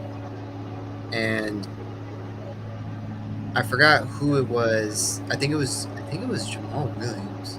I don't know. I don't think it was him. That was talking about how he named like a bunch of running backs, a bunch of like top running backs from like present to past, and was talking about how like the NFL just doesn't care about running backs anymore, or like how they don't respect the players. And then Jacobs was like telling people like, yeah, like no one respects me and stuff. And now it's got to the point where there's two sides to this in a fan base perspective, where are you like on Josh Jacobs' side, or are you just on the regime side? Me personally, I'm on the regime side, just because if it's what makes the team successful, not getting rid of Jacobs, but going with what the times are, and that's how running backs are paid now and how running backs are used now, compared to how back then you give them like a lot of money, or you use them until they're just no longer like, until they just can't play anymore, until they're injured to the point that they can't play. Basically what I'm trying to get at here with this topic is basically like now obviously Josh Jacobs is like, I think he's making his voice heard now, that and not that it matters or not, because he's not the one in charge, is like whose side are we on, like whose side whose side is right, like in this situation? Is Jacobs right where he's talking about like, hey, you guys are disrespecting me despite the production I put for the team? Or is it like the regime is right, like, hey man, we're not going to give you more than 10 million, or if they are giving him a contract, we're not giving you more than 11 million, or whatever Saquon's asking more than 20 million. Like, to me personally, I think the regime is right on that because, like I said earlier, just like how everything is nowadays, especially how contracts like the Saquon contract didn't work out. Kind of only the Derrick Henry contract worked out because he was capable of being force fed the ball that much. Right. A lot of other running backs, though, Derrick Henry. like whenever they were given the big contract, they just either their production just fell off or their mind just wasn't on. Yeah, I'm gonna put on like a big year, even though they're not, mostly because contract year. Right. I mean, if he's so good and he believes in himself so highly, why doesn't he just take the 11 million and then go play for that deal? Like, everybody knows he's not going to get the yardage. So if he thinks he's so good, why doesn't he just go take the $11 million, go out, bust ass next year, get his 15, 20 million? Nobody's going to argue the point. Nobody's going to argue the point if he goes out and pops off 2,000 fucking yards with the loaded team. No one's going to argue that. But you know what? Every guy in the NFL is thinking, and every single owner, and that's why Saquon or nobody's getting those contracts, because they know it ain't going to happen. They know that the odds of that happening is slim to zip. And fucking one or few players do that repetitively, but look at the fucking team. I mean, let's be real. Tannehill's garbage as fuck. Like, why do you think he gets that fucking 2,000 yards? Fucking Henry gonna get 250 a game. Well, that's like, why fucking Josh ain't getting no 250 a game. Derrick Henry, it worked. Yeah, it worked out Josh with him. His contract was he was capable of enduring the pain and not really getting injured until recently. Now, because of that, the Titans want to trade for him, want to trade him out, or they were hoping to get rid of him. So yeah, they want to trade him because they know that contract's going to catch up, and the player's age is going to come catching up too. Because now Henry's body can no longer take it, which I'm very surprised how long he was able to take it.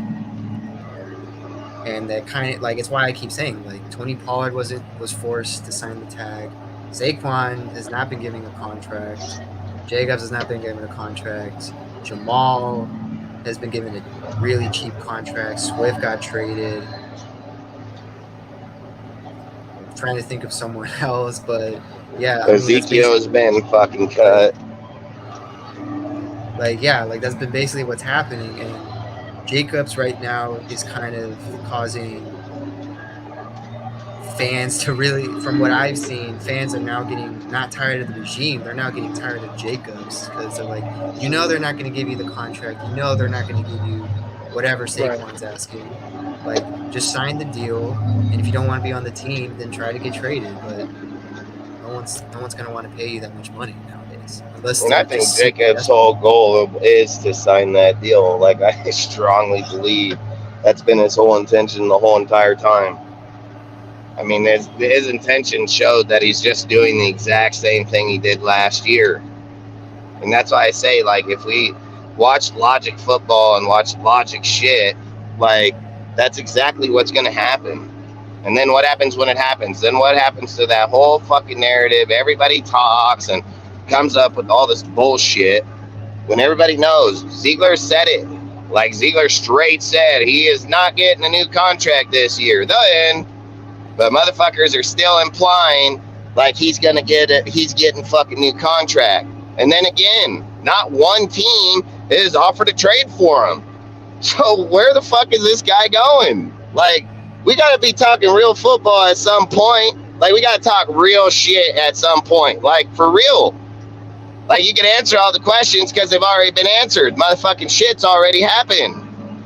Like, that's what I think is just crazy. Like, we're just negating everything that's already said. It is not going to fucking happen. Well, that's why I was saying, like, it's building up. Like, what I mean is building up is motherfucking guys are saying is that Jacobs or the Raiders. Get the fuck out of here. Obvious what's happening is fucking goddamn these guys. It's basically just Jacobs just deal with it or just don't play. I think he's dealt with it, dude. Like, that's the thing. Where is he not? Where is he said he has it? Has he signed the tag though? It's a non-exclusive tag. Yes, till July 17th, dude, and he's training somewhere else. It's not like he has to come here and sign. Like if he signs, he's obligated to go to camp. If he don't sign, he ain't obligated to shit. I am just saying though that he's been the most open on how he doesn't like his situation, and like I also said, it doesn't matter because he's not in charge. But I mean, I said the second that he fucking bought out the jersey, you can just chalk that shit up instantly. We shouldn't even be talking about Jacobs anymore. The second he bought out that jersey, you already know where he's staying. You can't buy out a jersey for another team. It doesn't work like that. He bought the jersey for the motherfucking Vegas Raiders. That tells you right then and there. It doesn't matter if he gets a contract or signs the contract, he's playing, regardless. Like, that's the thing people are not taking into consideration. Jacobs already made big moves to tell people he already going to be here. Now, they can express their feelings. There's nothing wrong with that. It's just like people taking and putting words and twisting them around in Devontae's fucking deal.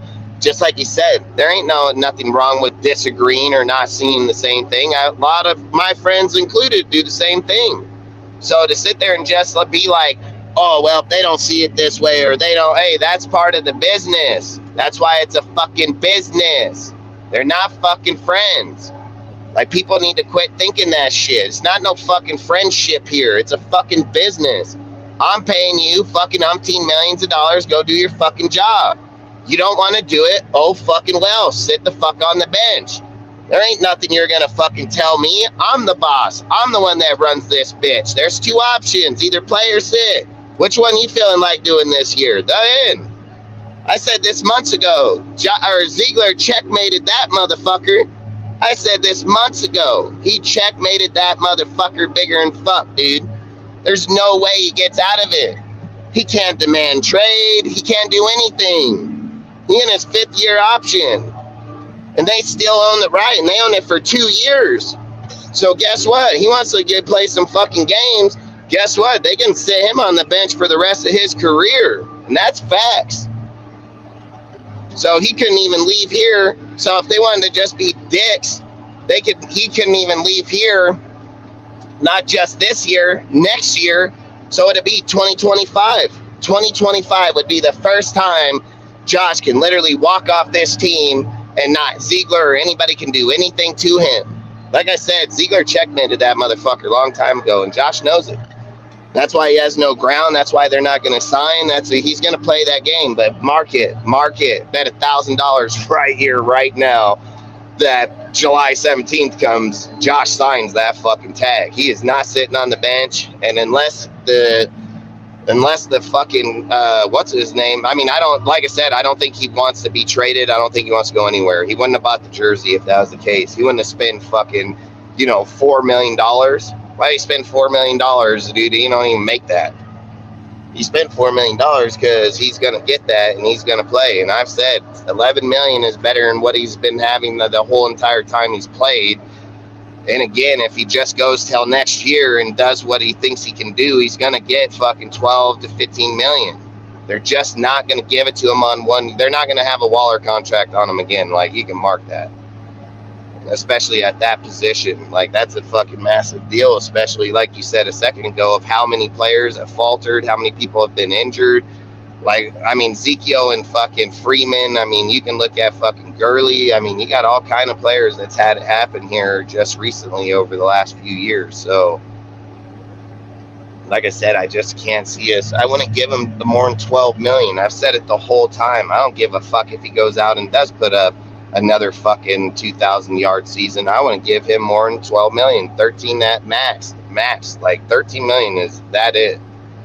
You don't want it? Bye. See you later. He must not want to be a Raider that fucking bad. It's untaxed money, dude. If he goes somewhere else and gets 15 million, he would be like him getting 12 million here. You know what I mean? Like, wouldn't it make no sense? No, it wouldn't. I think that's why. Yeah, that's kind of what I got on the topic. That's like all I got. The second that he bought that jersey, that should have ended those conversations. I mean, he wouldn't have bought the jerseys to leave, and he wouldn't have bought them to sit on the bench, like straight up. Yeah, the point, the point of the topic wasn't like if he could leave or not. It was just Yeah, it's that. It was Are we just now. picking sides? It was just Like now. that's Like, fucking crazy. That's even crazy. It's like pick Derek's side over the Raiders. Pick yeah, and Waller's that's why I'm side saying. over the Raiders. That's why I'm Pick saying. Jacobs over the Raiders. That's why I'm saying it's like it's a problem that especially this fan base and this team has. Yeah, they just fucking dumb.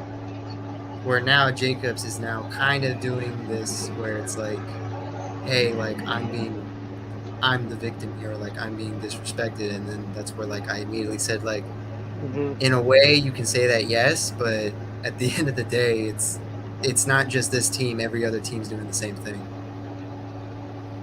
So are you saying that Jacobs don't get paid? Jacobs don't get paid because how is he getting paid? He ain't even on a motherfucking contract. He's on a non-exclusive contract. He ain't getting fucking paid because he ain't even on a contract to get paid for in the first place. Are you saying, Sergio, that you could view Josh as like a selfish teammate and it might be affecting the locker room because of the stalemate that he's in with? I wouldn't want to say, I don't want to accuse him as being selfish. I don't want to say that. I just want to say it's we just bring the boxing fucking gloves here, dude. I mean, I swear to God, I'm about to. Like, it's fucking dead ass. Like, we are, everything we talk about, like, should we just start renaming this motherfucking deal the Hater Raiders? Like, is that what we should start naming this motherfucker?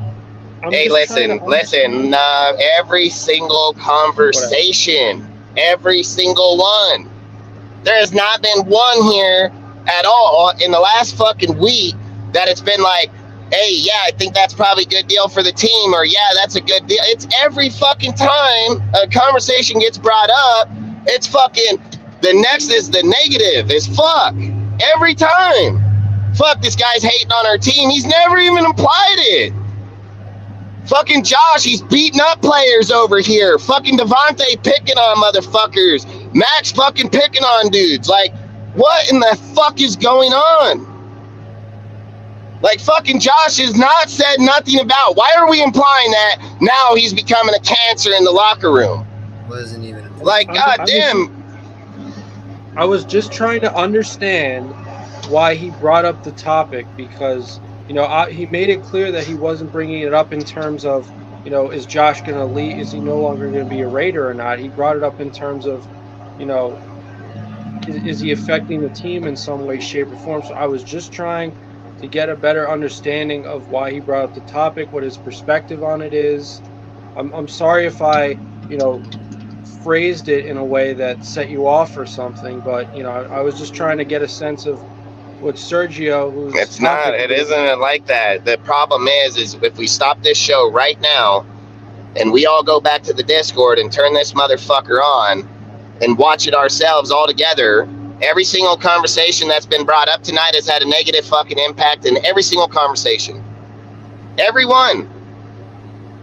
It's not about if it's triggered me or not. Nothing's triggered me. What I'm trying to say is every conversation today and last show and the show before that, every time a conversation gets brought up, it has a negative fucking impact instantly. Instantly. There's nothing about fucking, hey, they can add to the team. They're not. We're not even talking any facts anymore. Like, we're not talking any facts.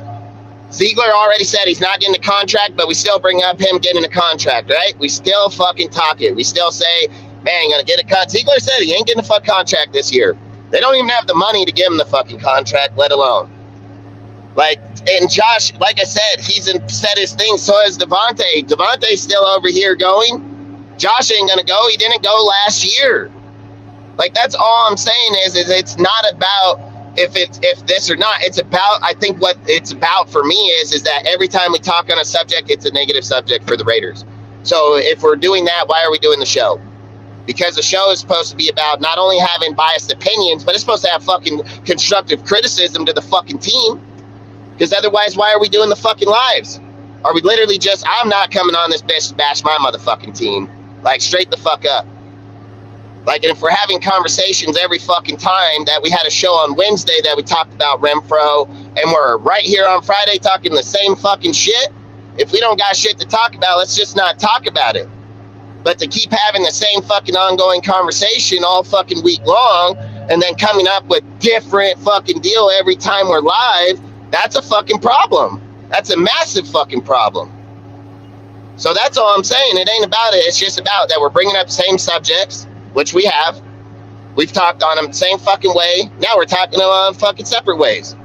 Like that's the shit. Where's the consistency? Where's the continuity? Where's the validation of when we talk about something on this motherfucking show, it has any fucking backing? Like, you can't fucking talk on a subject two different ways. Your opinion got to be one way or the fucking other. It can't fucking be today I feel this way and tomorrow I feel that. And we've talked about it 3 fucking times just this week. That's all I'm saying, man. We did not bring the show on to do that shit. We brought the show on to have fucking constructive talk, to fucking talk about, do you like it or not? Move the fuck on. Not fucking keep harping on Jimmy G's fucking ass when the motherfucking doctors have already fucking said it. Josh has already said it. Ziegler's already fucking said it. But we're going to talk about it fucking every goddamn day in the show. We're not going to do that, dude. If we don't have other subjects to speak on it, we're not going to speak on it, dude, because doing this is going to cause issues, dude. Like, it's going to cause massive fucking issues. Like, if we talk on Jacobs, how about the next time we talk on him is when something fucking happens? If we're going to talk on Renfrow, how about we talk when something happens? Nothing's even happened. A fucking jersey goes on sale. A guy can piss in a fucking urinal, have a picture there, and they're going to say, yep, there they go, getting fuck traded today. Fuck selling the goddamn team. You know, like, fuck, we can't do that, man. This show is built to bring in conversation, to have fucking factual, have debatable conversation. We're not doing nothing different than what Rudy did, okay? Rudy came on here, he talked about Derek Carr over and over and over and over. It's all I fucking did, every fucking time. We're doing that with Jimmy, and we're doing that with fucking Josh and Renfrow. Like, we need to talk about, listen, we need to either fucking start coming up with templates, they start going over our roster, start talking about fucking depth players in our roster, start talking about shit that's going forward in the fucking season. Not fucking the same goddamn fucking tops, man. Like, straight up. And I ain't trying to be a dick, I ain't trying to get upset. I think it's upsetting me that we're just on the same fucking conversations, having the same exact talk over and over. So I think that's why I am getting a little upset. I respect that, Dustin. I respect that. You know what I mean? Like, that's all I feel. Like, that's how I feel. I do want to say, like, this wasn't like what I had intended with the topic. No, I get that, and it ain't yours or not. It's just over the topics of all tonight. Like, literally, we can probably bring up our list right now, and I bet you, well, I can get them off my phone right now. I guarantee you I need to start paying attention to these topics when I'm sending them, because I'm working a lot right now, so I don't have time to read them when I'm sending them. And if I see them, I would tell you guys straight up to change them, because if we can't just keep talking about the same shit. Like, with, for instance, for tonight, if we're going to be bringing the same deal, we should have did like a fucking roster depth and brought up a fucking hot sheet, dude, and start going over, hey, these are our players in defense. Where do we see them being? We need to start doing shit like that that's constructive towards the team, not just coming here and fucking shitting on a dude every fucking day. Like, I wouldn't do that in real life, let alone on this motherfucker. And if you shit on him once, fine. But why do you got to do it every time? Like, there's no fucking point in that. There's no point that we go live and we're just shitting on the same motherfucker every topic. Like, you want to shit on him? Shit on him. Great, no problem. Then get a different topic for the next fucking month. You see what I'm saying? Like, there's no reason this week we should have Renfrow, Brady, fucking Jimmy, and fucking Jacobs in the deal 3-4 times. You know, that's all I'm saying. Like, that's going to get burnt out. It's going to get old. It's not good news, and it's not good fucking lives, man. It's not. Because if people are going to get irritated, I'm going to get fucking irritated. I'm going to be dead ass honest right fucking now, because I've always said, like, if we're looking at the team and the lives, like, our lives are supposed to be based on, like, what's going on in the team, the shit that's going in OTAs. How come we ain't talked about none of that? How come nobody's deal got any fucking topics? Where's Trey's fucking topic? Or Tucker's? Where's fucking O'Connell's? Where's fucking Chase's? Where's their topics? Like, why are we not talking about any motherfucker in OTAs right this second? Is that not what's going on right now? Like, why are we still talking about a motherfucker on an injury list? You know what I mean? We talking about a bitch on an injury list that we all fucking know has been on that motherfucker since the What's Niners. going on? I just came back. What's going on, guys? Nothing. But you see what I'm saying? Like, that's what I think we need to start putting a little more focus in, is stuff like that. You know, like, look, I'm not saying like we can't speak on those things. What I'm saying is What we about kind of Josh need to stay McDaniels? more. We What he need to said kind of about just stay more like, you know, OTAs, fucking players, what's happening now, than have a subject like that in there, you know, now and then. That's all I'm Hey, saying. Like, let's not hey, just Dustin, focus what on those about fucking deals every what day. about That's Chandler all. Jones? Yeah, all right, Cortez, why don't we move on to your topic? Because that's, you want Which to talk one? about Good. Chandler Yeah, Jones' good. weight Yeah. loss? You want to Yeah, talk Yeah. about Chandler. Aiden O'Connell's? So you guys all know that Chandler Jones lost weight. Right? He Yes. was not. He could not. He was rehabbing. So while he was rehabbing, he can't be lifting weights, and he didn't. And he said during his pressure that he never had surgery done. So he was just straight just rehabbing, and he couldn't lift weights. Like, and then people are saying that he's looking different. He feels more healthy, more faster than he's ever feels. And then he's taking these players under his wing, like Adam Plant, Tyree Wilson. He said, like, he wished that these, like, a player like him was when he came into the league. But the weight, and then some people are saying that, oh no, he looks sick. What do you mean, like, sick? Like, he ain't healthy enough to play? Like, he looks perfectly for, like he's gonna be killing it. And right before that elbow injury, he was doing better than what he was doing at the beginning of the season, was he not? Before the elbow injury?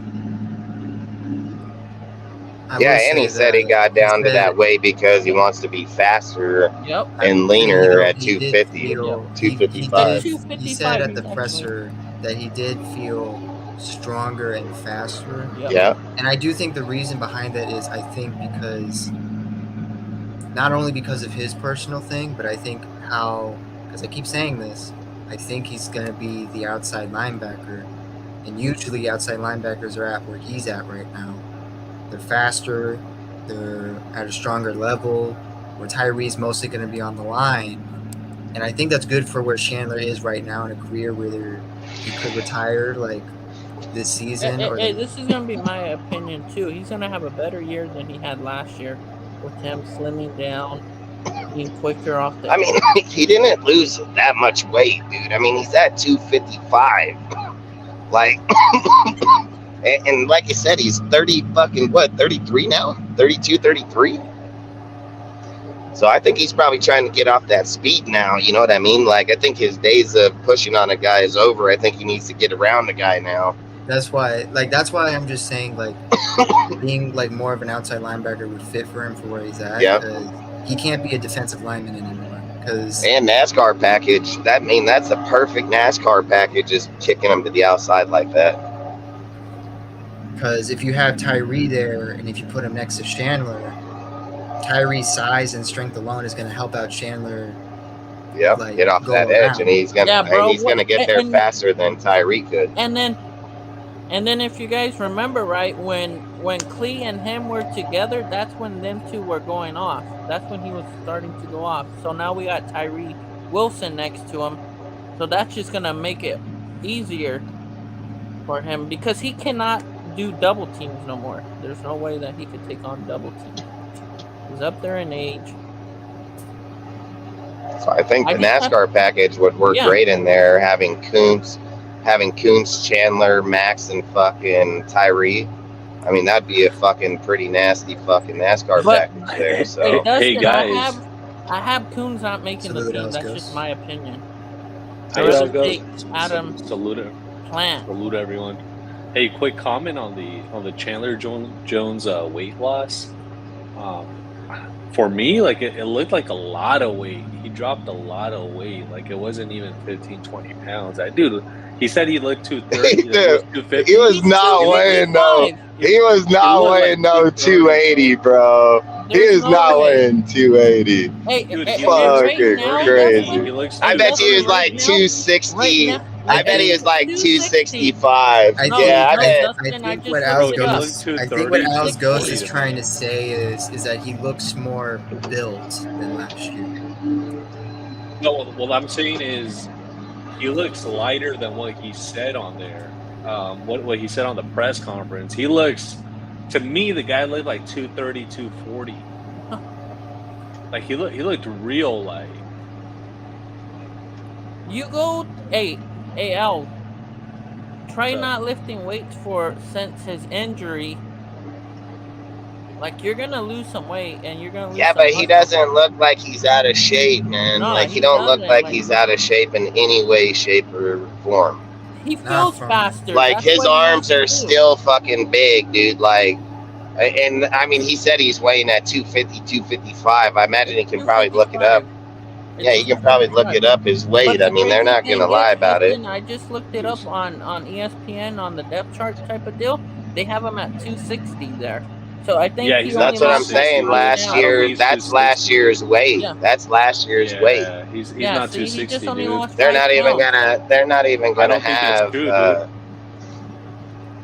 I think the Like, I reason don't think he people only are lost. thinking I this don't think just he just because the lost way 5 he's pounds. standing at the podium, dude. Like, I think that's why I think people are thinking that Yeah, because people are just the way he's standing at the podium and to the side, I mean, he is not Yeah, he said. substantially Yeah, smaller than where he there's a was. quote right here that So- said that Chandler says that he's at 250, and then people are like, that'd be about 15 pounds less than what he was last season. Yeah, 265. So I'll be honest with you guys. When so I didn't watch the press. That's about where the live. linebackers are. Diablo and them about the 249, 250. That's So why I I said didn't- like he's being more built as the outside linebacker. What were you saying now, though? No, so I didn't watch the press conference live, and then so like I watched the replay on YouTube. And my first thought when I saw him, I was like, "Oh shit, is this dude sick?" Like that was actually my first initial thought, dude. To me, like he looked visibly smaller than he did last year. It's Like, because of visibly his smaller. rehabbing. Like, Yeah, he didn't want to get the surgery. yeah, and the doctor He said looked that he real didn't light to need me, to. dude. So he just rehabbed his elbow. Was it Heidi Fang or the other one asked him that? I'd have to be like, what's small? Because 250 isn't small. I mean, that's No, that Diablo. I bet Robert Diablo Spalin's is around the 226. 250 mark. No, Divine's 226. So that's what I'm saying, dude. I don't think he's 250. I think he just said that for the press. I think he's probably more like 235. His weight's going to be on that deal. You're not going to get around that. They're going to mark his official weight here, period. So his official weight is going to get recorded. I mean, last year, like I said, the 260 mark, 265, but whatever his official weight is, he makes the team. It's getting recorded 100%.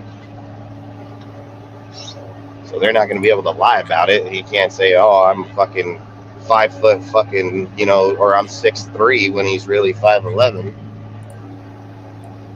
I think what Alex Ghost could mean is like he's kind of lost a little bit of his muscle mass. Because I am looking at it right now, and his arms are. Yeah, he lost it, dude, for sure. Did he? But did he even say? He said that on the presser. If you guys heard it. Yeah, he hasn't been able to lift or anything like Yeah, that. So because yeah, he he was did lose it. rehabbing. What do you expect him to quit his rehab and start lifting? No, dude, I'm not faulting the guy for the way that he looks or anything like that. What I'm saying is simply observing the guy looks substantially lighter than he did last year, like substantially. Like in my mind, I was like, oh shit, like this dude. My initial thought was like, damn, is he sick or something? Hey, I mean, we can get rid of him if that was the case. So, I mean, like I say, I mean, I don't know. I don't know. I don't know what they do personally, so I don't like talking on personal stuff. I mean, I feel like if they felt like that was an issue, like they would address that shit ASAP. And then not only that, they would address it during the off season, because getting down how his weight is, if you turn on that show right now, his pecs are sticking in his shirt. Like that's not a fucking fat motherfucker. Like that fool, that's his fucking That pecs. fool, his muscle. Yeah, and I Hey, mean, just because he may have slimmed down, like physical deal, like he said straight up, and look, you can go look up the videos right now online for them kids that are going around in the gyms that are fucking world bodybuilders, dude, and they're skinny as fuck. They're hella skinny, but they're lifting what fucking yoked ass. I mean, fucking dudes that got arms this big. You know what I mean? Like, they laugh at him when they tell him, like, yeah, you're not gonna lift that up, and he was like, yeah, all right, and then he fucking picks it. Like, just because a guy's look, and I get what you're saying, because I'm not gonna lie, I agree with the statement of the fact of how his arms look, but I wouldn't say that it makes him any weaker or any deal of that factor. I mean, like I said, I don't speak on those types of deals because I don't know what his weight deal is. I don't know what Josh or fucking Graham has in mind. Are they moving him to a different position? Like, we can only speak on so much of a individual or player, because how do we know what conversations they have behind closed doors? Like, we don't. And we're sitting here saying, like, and I'm not saying we are, I'm just saying, like, if we imply like, oh, he's got sickness or this and that, I'm pretty sure they wouldn't have put him on the podium to fucking talk.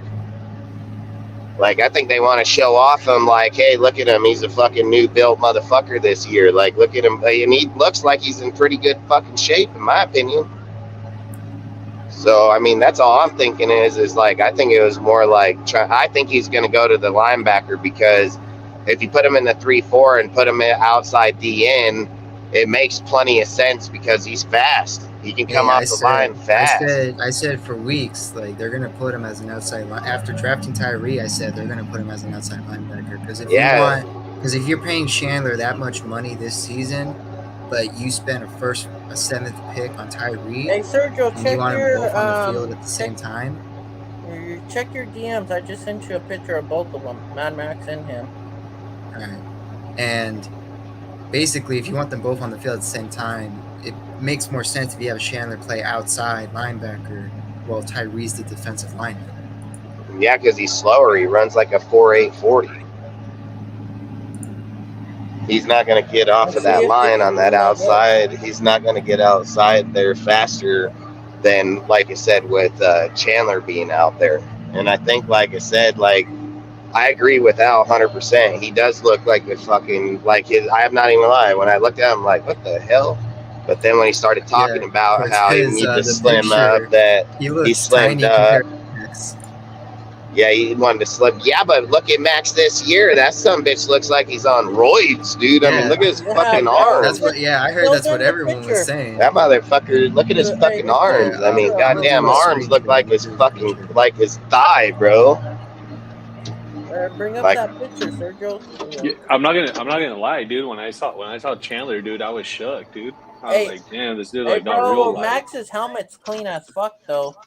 Yeah, I won't lie. When I seen him, I thought the same. I was like, man, what the hell?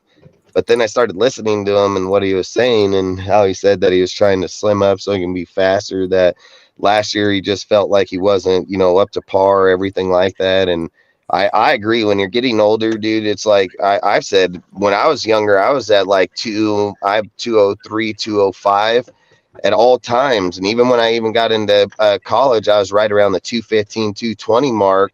But ever since then, I've never worked out. I've never, like, that's hard. You know what I mean? Like, it's a fucking lot, dude. It's a lot. I pulled the photo up. So, yeah, compared to Max, he looks tiny. Yeah, dude. Can you zoom in on that? Let me see if I can. No, that's as close as I can get. I mean, Max also has the helmet on, so it makes him look, just like a bigger dude. I know. I don't mean by, like, height-wise. I mean... Look at his legs. Body-wise and shit, yeah. Like, Max Crosby literally looks like a freaking bulldog. Yeah, but that's why I say Max is different, man, because just look at him all the way from top to bottom. He's thick. He's I remember, all the way. I think I remember the first OTA presser when they showed Max and he's wearing, like, the sleeveless shirt. I was like, I don't know what they put in his arms, but I'm hoping it ain't drugs. I mean, I think we only got 3 dudes that aren't at camp. I think there's only 3 players not at camp. Yeah, but out of everybody, there's 2 of them that's around though, but they can't practice right now. Well, Jimmy's there, and Tyree and Wilson's there, but fucking Jacobs isn't there. Nowhere around. Yeah. freaking because they're at their alumni dinner last night. They went to the alumni and then went to a dinner, and then they had their speeches, the alumni with the players. Yeah, I think Chandler's going to be fine. I Yeah, mean, Chandler will be and fine. again, I think they're going to set up to move off of him anyways. I mean, let's be fucking real. If we're looking at real football, you didn't get Tyree Wilson to back up Chandler for the next fucking 10 years. Like, you got Tyree because you know Chandler's days are coming to an end sooner than later. So But to regardless your if point, he's here or not. but Yeah, to and your to anyone but to your saying that we point, didn't need Dustin. an edge rusher, like we clearly Yeah, do in Chandler's condition. yeah, but to what you guys are saying, right? He'll be fine if he's playing, outside linebacker. And I'm talking about Either Chandler way, here. he's gonna be fine. Either way, No, as an because like edge if you rusher, line him up Hold on, as a four let three Al D speak. end, yeah, if you're lining him up as a 4-3 D end, if he's that light, teams are gonna be running at him. You need body mass to sustain the run and hold the edge, which I think he was Yeah, able to do last year really well. Like he didn't finish at the quarterback right, which was the big knock on him, but he dude, was if he's able to stop the 250, run. he if he's he, strong. hold on, man. If he's at 250 pounds or 255, that is damn near the average weight for a DN. So I don't know. Like, if we're looking at physical, like muscle drops down, but his weight and strength's there. Like, he's probably better, actually. He's probably actually Yeah, better, to be freaking Mad honest. Max is at 255 Like, last year. the regular person off the edge is around the 250, 255 mark, man. Like, Yeah, that's right in that mark. Yeah, 249, 255 is Mad Max last 259, year. but what right I'm there. saying is, if you guys watch that the presser, Chandler's presser, and when he was asked like, "Oh, what's your weight right now?" Like he kind of paused for a little bit, and I don't think he was trying to be like truthful, right? So he said, "Hey, like I'm around 250." I I think mean, he's closer to 235. that's pretty truthful if he's at fucking goes from 265 to 250.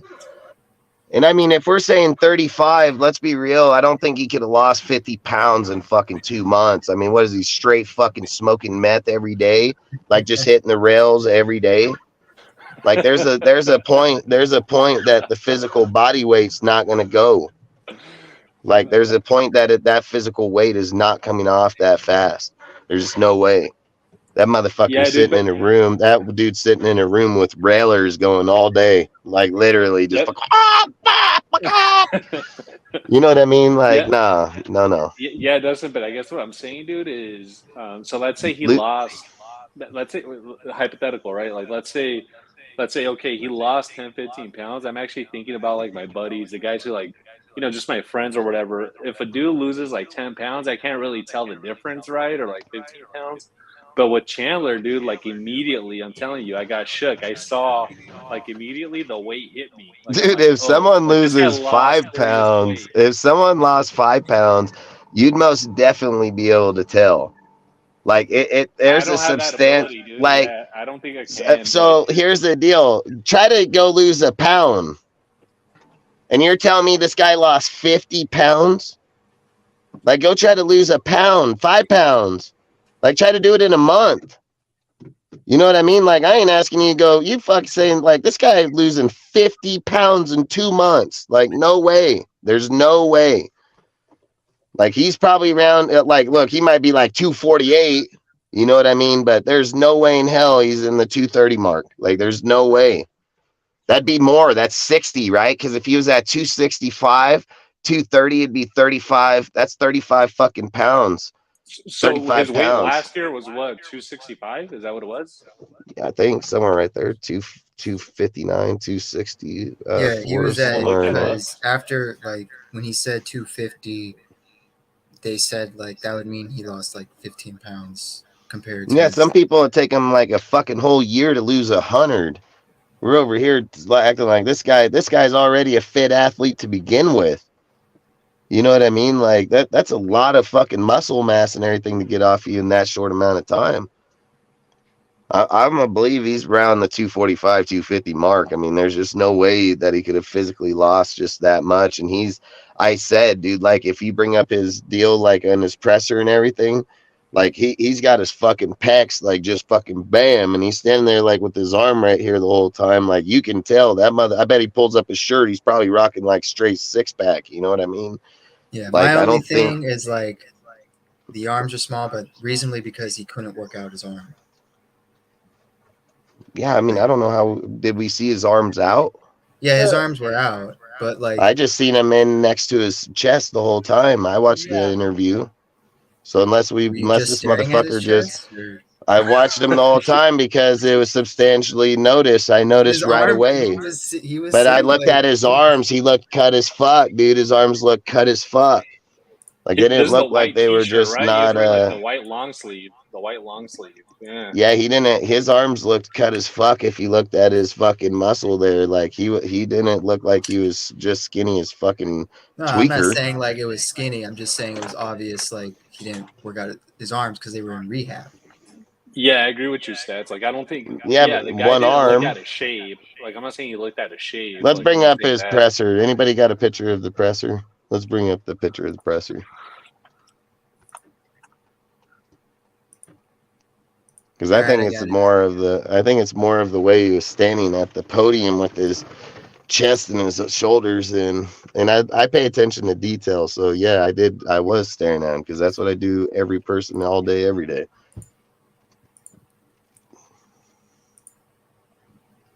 All right, let me see. All right, I'm gonna screen share it.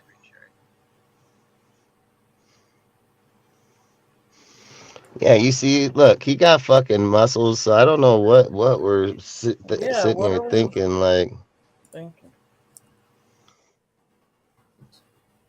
I mean, can we bring up? Can you get a press or a picture from last year of him at the presser? I can try to do that. Yeah. Yeah, dude, I think that'd be the best comparison. Yeah, last year to this year, because for me, like, it was significant. Yeah, because like I say, I think like when you're looking at his arms, he still looks like he has pretty big arms. I mean, his chest, you can see like fucking look at his pecs, dude. Like he don't look like he's slouched down. And if he's going from 260 to 250, 245, you know, like that's a lot of just fat going off of him to straight muscle.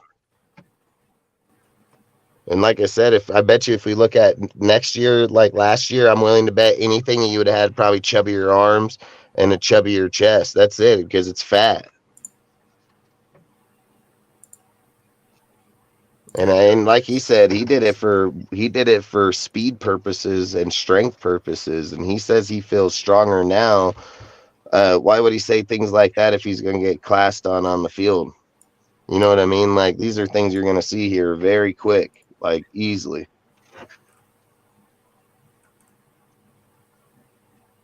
And don't get me wrong, his days are numbered anyways. Like that's the whole thing. Like we act like this guy is a superstar. This guy 33 years old on his way out of the NFL. If he's losing that much weight, Dustin, this is what I think. He may just be a situational pass rusher this coming year, dude. All right, I got it. I think that's what they're going to use is put him out on the edge. You can put him up side by side.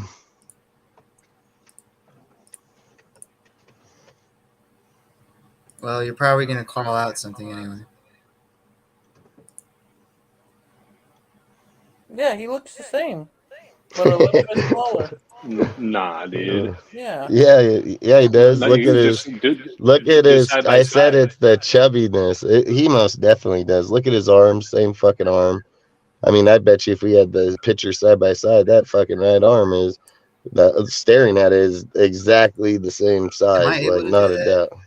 No, It'd be Should great be if you able could to put him. superimpose. Can't you screenshot him? Just lap him. Just screenshot it and lap him. I'll do that. Or try to find a pic. And I'm not even gonna lie. The only thing to me looks different is his shoulder. His shoulders. That's it. Like his traps. Like his shoulders, where his fucking muscle, like his shoulder muscles up there, just look a little bit more down. And like I said before this, I said he's gonna look a little chubbier, which he does. Like he looks a little bit more bloated, like to muscles, you know, like there's a difference of being a fit athlete and then being a fucking massive athlete. I think that's where he was at is he was more bloated, where now he's more defined.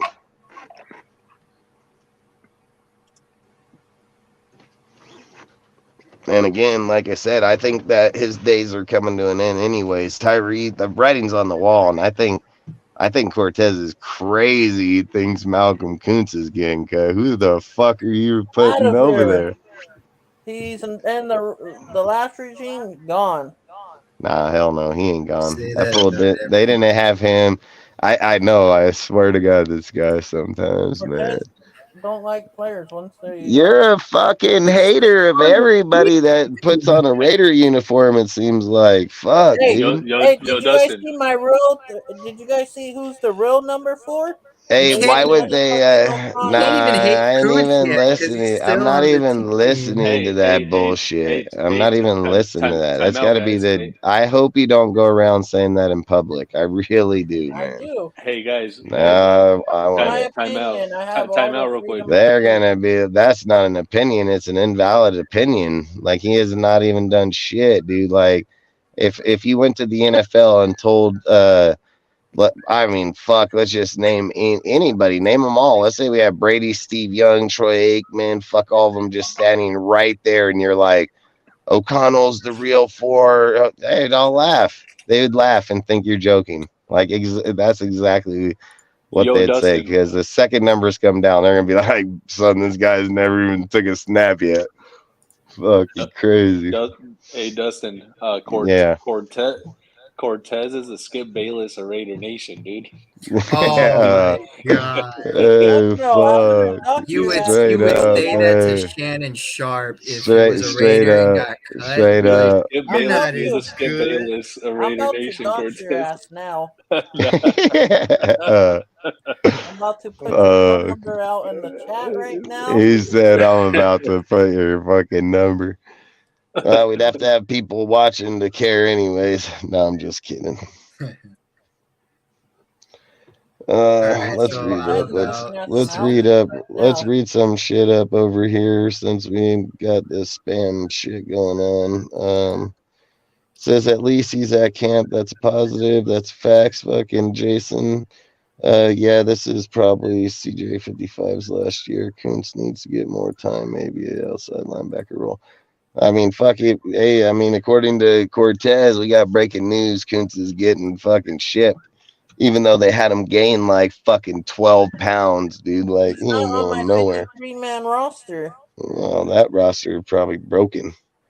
Right now, I'm Chase Garbers also. ain't even on that bitch. I want to see it. Where's your 53-man roster? You got a picture of this motherfucker? Where is it at? Yeah, I'll tell you by names who's on it. No, I want to see the picture right now. Like, I turn your can't bring it camera up. I on. don't have my laptop with me. Man, quit bullshit, motherfucker. Does it got a power cord? Nah, bro, I broke it. Nah, you lying It's ass indestructible. motherfucker. You lie. When you go roll a joint here in a little bit, you can be like, I'm going out to the garage, man. You Nah, gotta bro, switch I to my quit laptop. smoking. I Yeah, I quit bet. smoking. All right, Yeah. I'm screen sharing. Says right now I'm also watching AFL. I can't That's even say the fucking Hawthorns, and right now it's first quarter and it's kicked in I nine. got the picks side by side. Hoping this will. Left. All right, you got that. Let me go over here.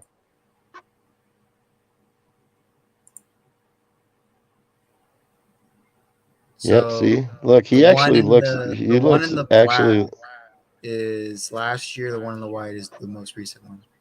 Yeah, look at his arms. His arms, for a guy that's not lifting weights, his arms look bigger in this year than last year. Like I said, the only thing, and I would still argue, I would say that he. I mean, now I'm gonna have to get up and look at this because I would say this Wait up, fucker wait up. looks. Look I would closely say though. he Wait up. looks better. I would say he looks Yo, better Dustin. right now.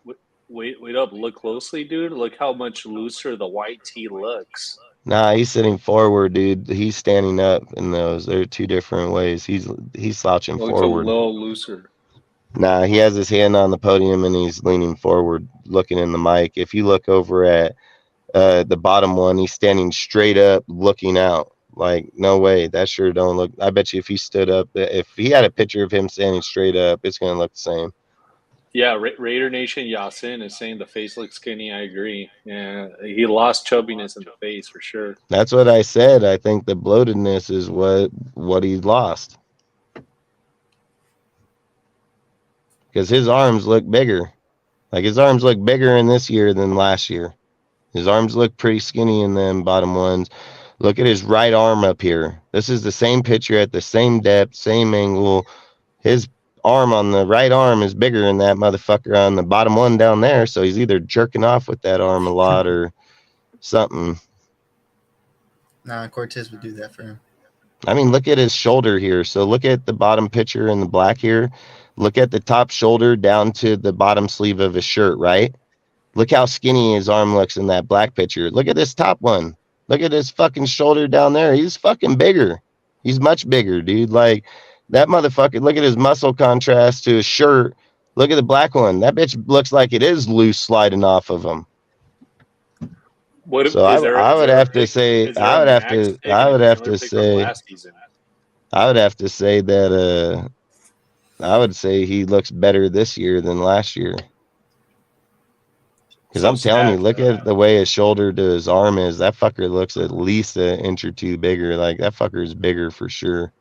so what would be helpful to see is like a pick between of Max and Chandler from last year, like similar to the pick that we saw Yeah, but I this don't year. think you can do that because let's go get a picture of Max last year and a picture of him this year. The fucking dude's Yeah, Max. much bigger. Yeah, I don't know Yeah, what I Max don't is think on. we I don't know can. what they're I don't feeding think him. we can. Yeah, I don't think we can do that because in this picture here of Max, just look at his fucking ankles down there, dude. He looks like he's got Samoan blood in him. Like the motherfucker is I just mean, like hey, that fucking he he's might have not looking even like a worked out to straight. get that. That might be like how angry he's like the Hulk. Like the angrier he gets, the bigger he gets. He's Yeah, probably like when you're looking at like shit like that, this motherfucker most definitely working out the whole like time. Like he's probably getting tired of everyone disrespecting him because that's just been what he's been saying. He's I like, think oh, he's about ready to just run you the fuck over, dude. like Like that's what he's I about keep to do. saying, like if we made like a prediction on Max, I mean, I'm I'm saying not he gonna lie gets to you, man. If I'm gonna just go off of this picture, I'm gonna think you're right about the face, but I think Chandler's body looks better now than it did last year. Like straight up, because if I look at his right arm's bigger than the right arm in the bottom. If you look at him hunching forward into the mic, even with his shoulder, look at his shoulder is broader. His shoulder looks broader in the top.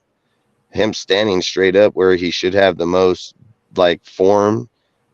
This bottom picture looks like it slouches off. Look at him with his shoulder even hiked. His left arm hiked. Is look at that muscle straight across, and then look at his arm, like his arm down. Look at the bottom one. That bitch looked like skinny. Like the bitch looked like if he puts it any farther out, it's gonna disappear. Like Chandler got that arm probably, what would you say, like 4 inches off of his shirt? I mean, look how big it is. That bottom picture, if Chandler moved that arm 4 inches off his shirt, it'd look like a fucking pencil.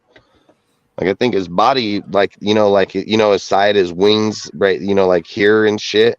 Like I think with his arm being there makes it look bigger in the bottom. But when you're looking at the top, kind of how he's just like hunching to talk to the mic, like you can see his frame. I would think he's probably bigger. Oh yeah, Raider Nation, Jason. Most def. I have a lot more confidence with the tackle room better than last year. Oh yeah, I mean, fuck.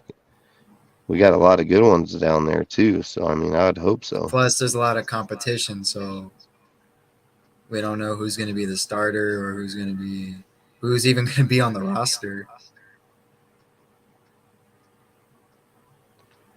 Because that's something Ziegler very focused on very well. Is, I mean, in 2 drafts, he drafted 4 defensive tackles, but UDFA's, I think it was like what, like counting that, he's got like 8, 9 defensive tackles in 2 drafts. Oh, because he's gonna fix that problem once and for all. You know what I mean? Like he's fucking tired of not being able to fix it. And I think with all the players he's gotten, I mean, look at the way that they were talking about Sims or or Cam Smith, Sims. Chris Smith. Christopher Smith. Yeah, they were talking that fool up massively. Like fucking, like it said, Graham likes that dude a lot, man. So, I like I mean, say, that it guy was might come take on some pretty big role here, dude. Like, that's why this year I'm very focused. I don't really care about the offense.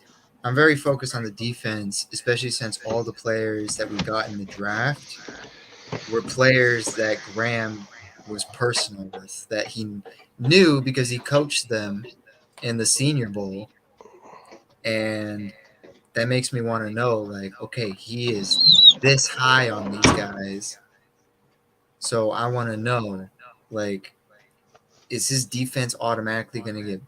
I'm not going to say like better, like, oh my gosh, it's so good now, but like it's improved to where we yeah. can say like, all right, well, we can keep you for another year. I mean, I think Graham, if you listen to like what he said in the presser and shit about, like I said, I think like I think Josh obviously has a bigger insight on the defense this year because the way Graham was talking, he was like, yeah, the way Josh is being more patient, the way that he's seeing people, the way this, that, the other, it just makes me feel like 100% that he is putting more insight on the defense and putting it where it is. And I think like when you look at Josh, right? I don't think a guy, for instance, a guy that's worried, why would he laugh like he did, dude, when they Never seen brought a up, coach. I never in my life seen a man, coach laugh at a dude, question. let's just go bring back up all his pressers last year. Let's bring up shit that he talked on last year. And let's see where he fucking did that last year. Like, dude, listen, he said, I don't have anxiety for fucking Jimmy. So he Maybe he made that does too, but clear. I don't.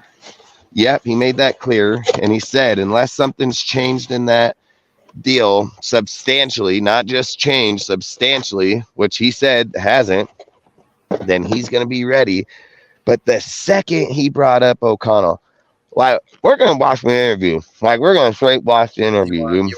You want me to put on the interview now? Yep, bring it up. All right, because I'm gonna be on. Like I'm gonna say it one more time. Like that is probably the first time a coach's answer to a question has actually scared me because he answered it, but before he answered it, he says, "This is probably the dumbest question I ever heard." Dude, he just straight had the biggest, dude. When I seen that shit eating grin, I thought, yep, this guy knows something for Because sure. someone's like, "Oh, he's probably like doing like, oh, I'm gonna if I smile, they'll think everything's okay." I'm like, no, there's a difference between you smiling to lie. That was a Grinch grin. That was like when you watch The Mm-hmm. Grinch. Like I never Fact. seen a coach do that.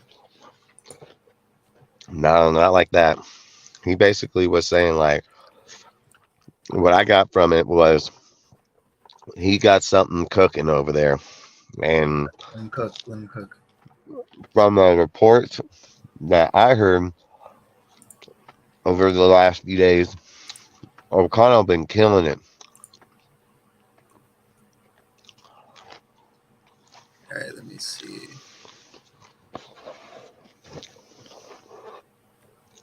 So when was his recent press conference? Um, Yesterday or the day before.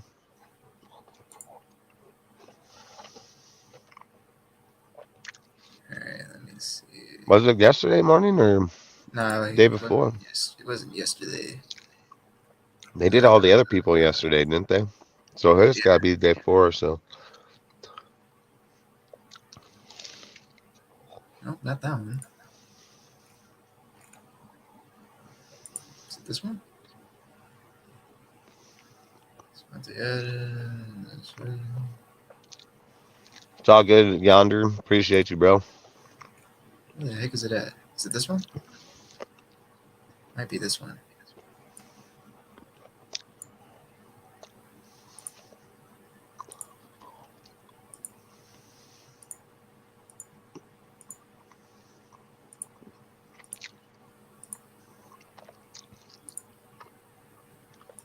I don't know.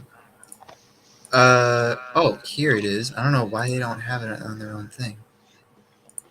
That was weird. All right, I found it. Yeah, I was going to say, you could have just went to the Because Discord. their own YouTube channel, like for some reason, didn't have it, but they have it. It was weird. I don't know why.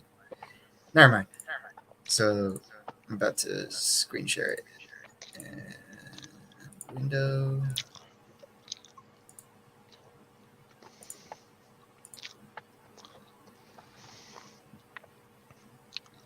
All right, can you guys see it? Yep. All right. Do you want volume or no volume? Yeah, I don't think it matters. It can't be trademarked. It's a press conference. All right. Tell me if you Like guys what hear are it. like what are they trademarking? Fucking Can you guys hear it? Yeah. no, no. You can't hear it? Or are you just BSing me right now? I He's can't got to be hear it. full of shit. I can't hear it. Cortez, can you hear it? No, he's full of shit. He can't hear it because I can't fucking hear it. How the hell does Hey, he hear it? hey, Dustin, you gotta get out and come back in. You're All right. crazy. I'm just kidding. Can you hear it I now? know you. Yeah. All right. This fucking guy always talking that bullshit.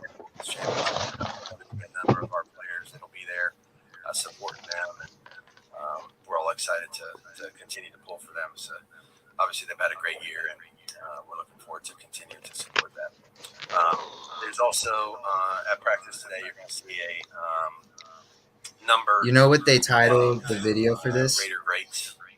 Hmm. Coach McDaniels has no anxiety. That's what the media titled the video.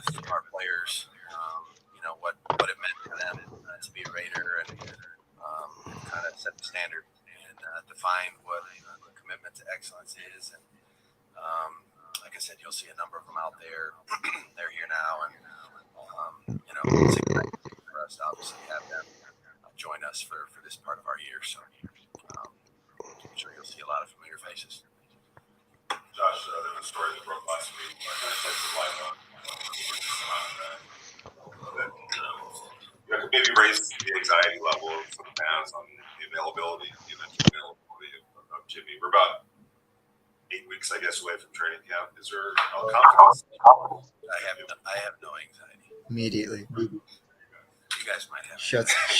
Immediately shuts down the question. That's why I've been saying.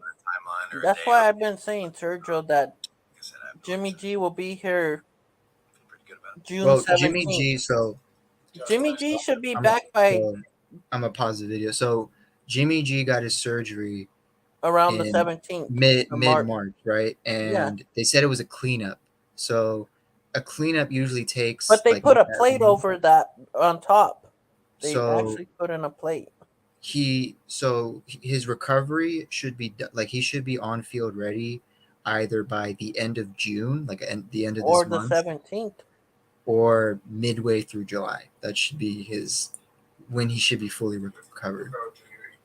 Where the fuck did Dustin go? Did Dustin leave? Look, he ain't up on the screen. Yeah, he ain't up on the screen no more. Are you done with school? Yeah, my graduation's Tuesday. Nice, nice. Congrats, bro. Oh yeah, you won't believe what I decided for college. What? I'm gonna major in communications for like I'm gonna start in community and I'm gonna major in communications and then I'm gonna go to a 4 year Are you and still going to West Virginia yeah, or Virginia? yeah, and then I'm going to be taking classes in writing and journalism. Nice, nice. Yeah, bro. Go for the Raiders. Become a media person. So I thought about it really hard and I'm like, you know what? I should probably do this. Just cuz I only made like 3 articles so Yeah, far 3 articles already, and they're good. I'm and not I gonna already lie. got NFL players sharing my articles. Yeah. What was I gonna tell you? So temporarily, you know that I'm gonna go to Vegas. Yeah. I'm gonna save up my money by the beginning or the first 3 months of next year. I'll be in Vegas for good, and then the time being until I save up money, I'm gonna be working at the casino at one of the casinos. Oh, what's going to be like your job? I'm gonna go for slot tech. Oh, that's nice.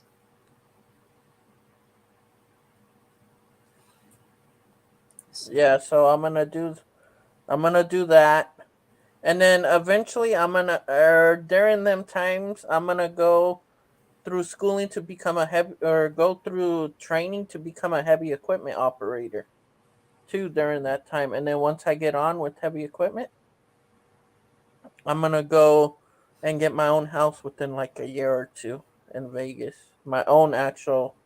And then I told Dustin this that we're gonna do like once a year. All of us meet up if we can. Just once a year, we could all go to my house, my own. Once I own my own house, and we could do a podcast from my house. Yeah, that'd be cool. Yeah. Yeah, one of the All games right. I'm Love you. going to. All One of right. the Love you, games I'm sister. going I'll talk to to. you, Miana. Oh, okay. All right. Love you. Bye. Oh no, my sister was on the other line. Okay, Don't tell I thought Dustin. you were talking to me. I was like, No, no. oh, I, okay. I I was up on the phone. So freaking so Dustin. I think Dustin's watching. I have my laptop. I don't want to cam up Okay, today. Dustin's watching. All right, I guess we'll continue with the live Yeah. then on what uh with Josh McDaniels. Yeah. Let's finish with Josh. Yeah, rookie years obviously they can be different for everybody. And Neil obviously came from a pretty decorated college program, and worked hard to try to get in there and create a role for himself. It's not always easy depending on what room you're in as a rookie. So came back in really good shape. I think a lot of times you see these first year guys, they go through their first year. It's kind of a crash course on what it requires of you physically, mentally, emotionally, what kind of time it requires away from the building to be prepared to compete, consistently at a high level at this level. And I think Neil's done all the right things.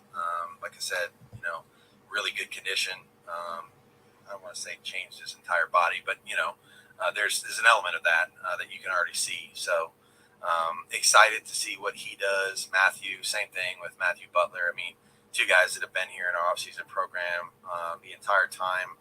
Honestly, they both came back early, to do some work on their own with our strength staff. So, that's what you can ask of a guy going into a second year.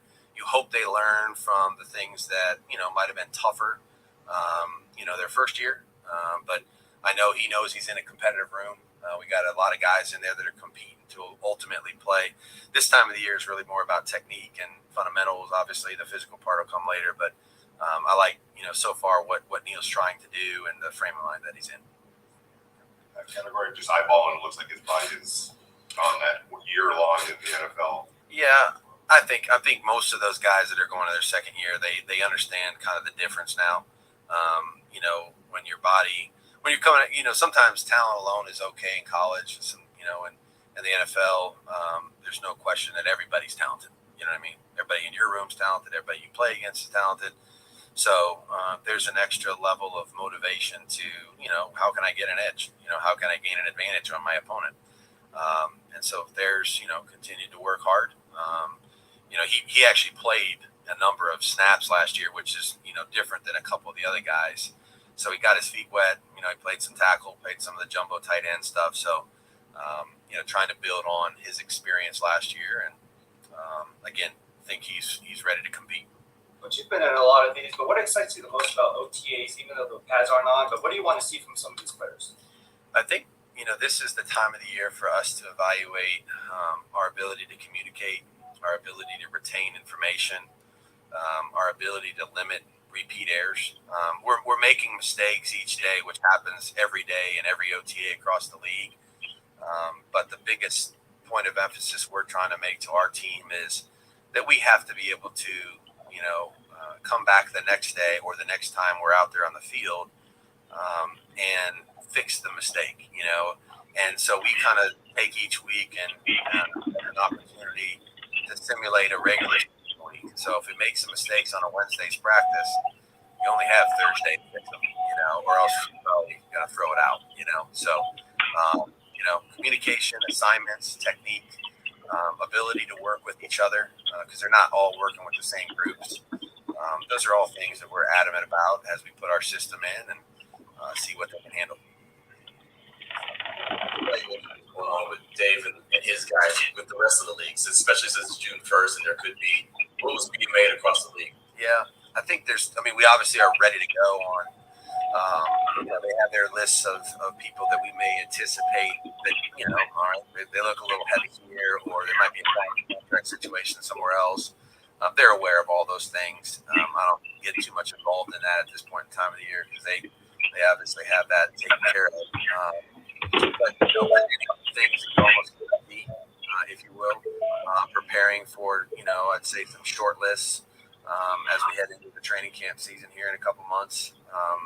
No question about that. And they're also evaluating our team. They're out there every day too and watching our guys work and practice. They're able to things that are being developed on the practice field too. So a lot of comparing, guys from what we saw before to what we're seeing now. Again, the physical element can't happen until August. So, but yeah, they're hard at work also. Two-parter. First off, obviously Jimmy's not out there.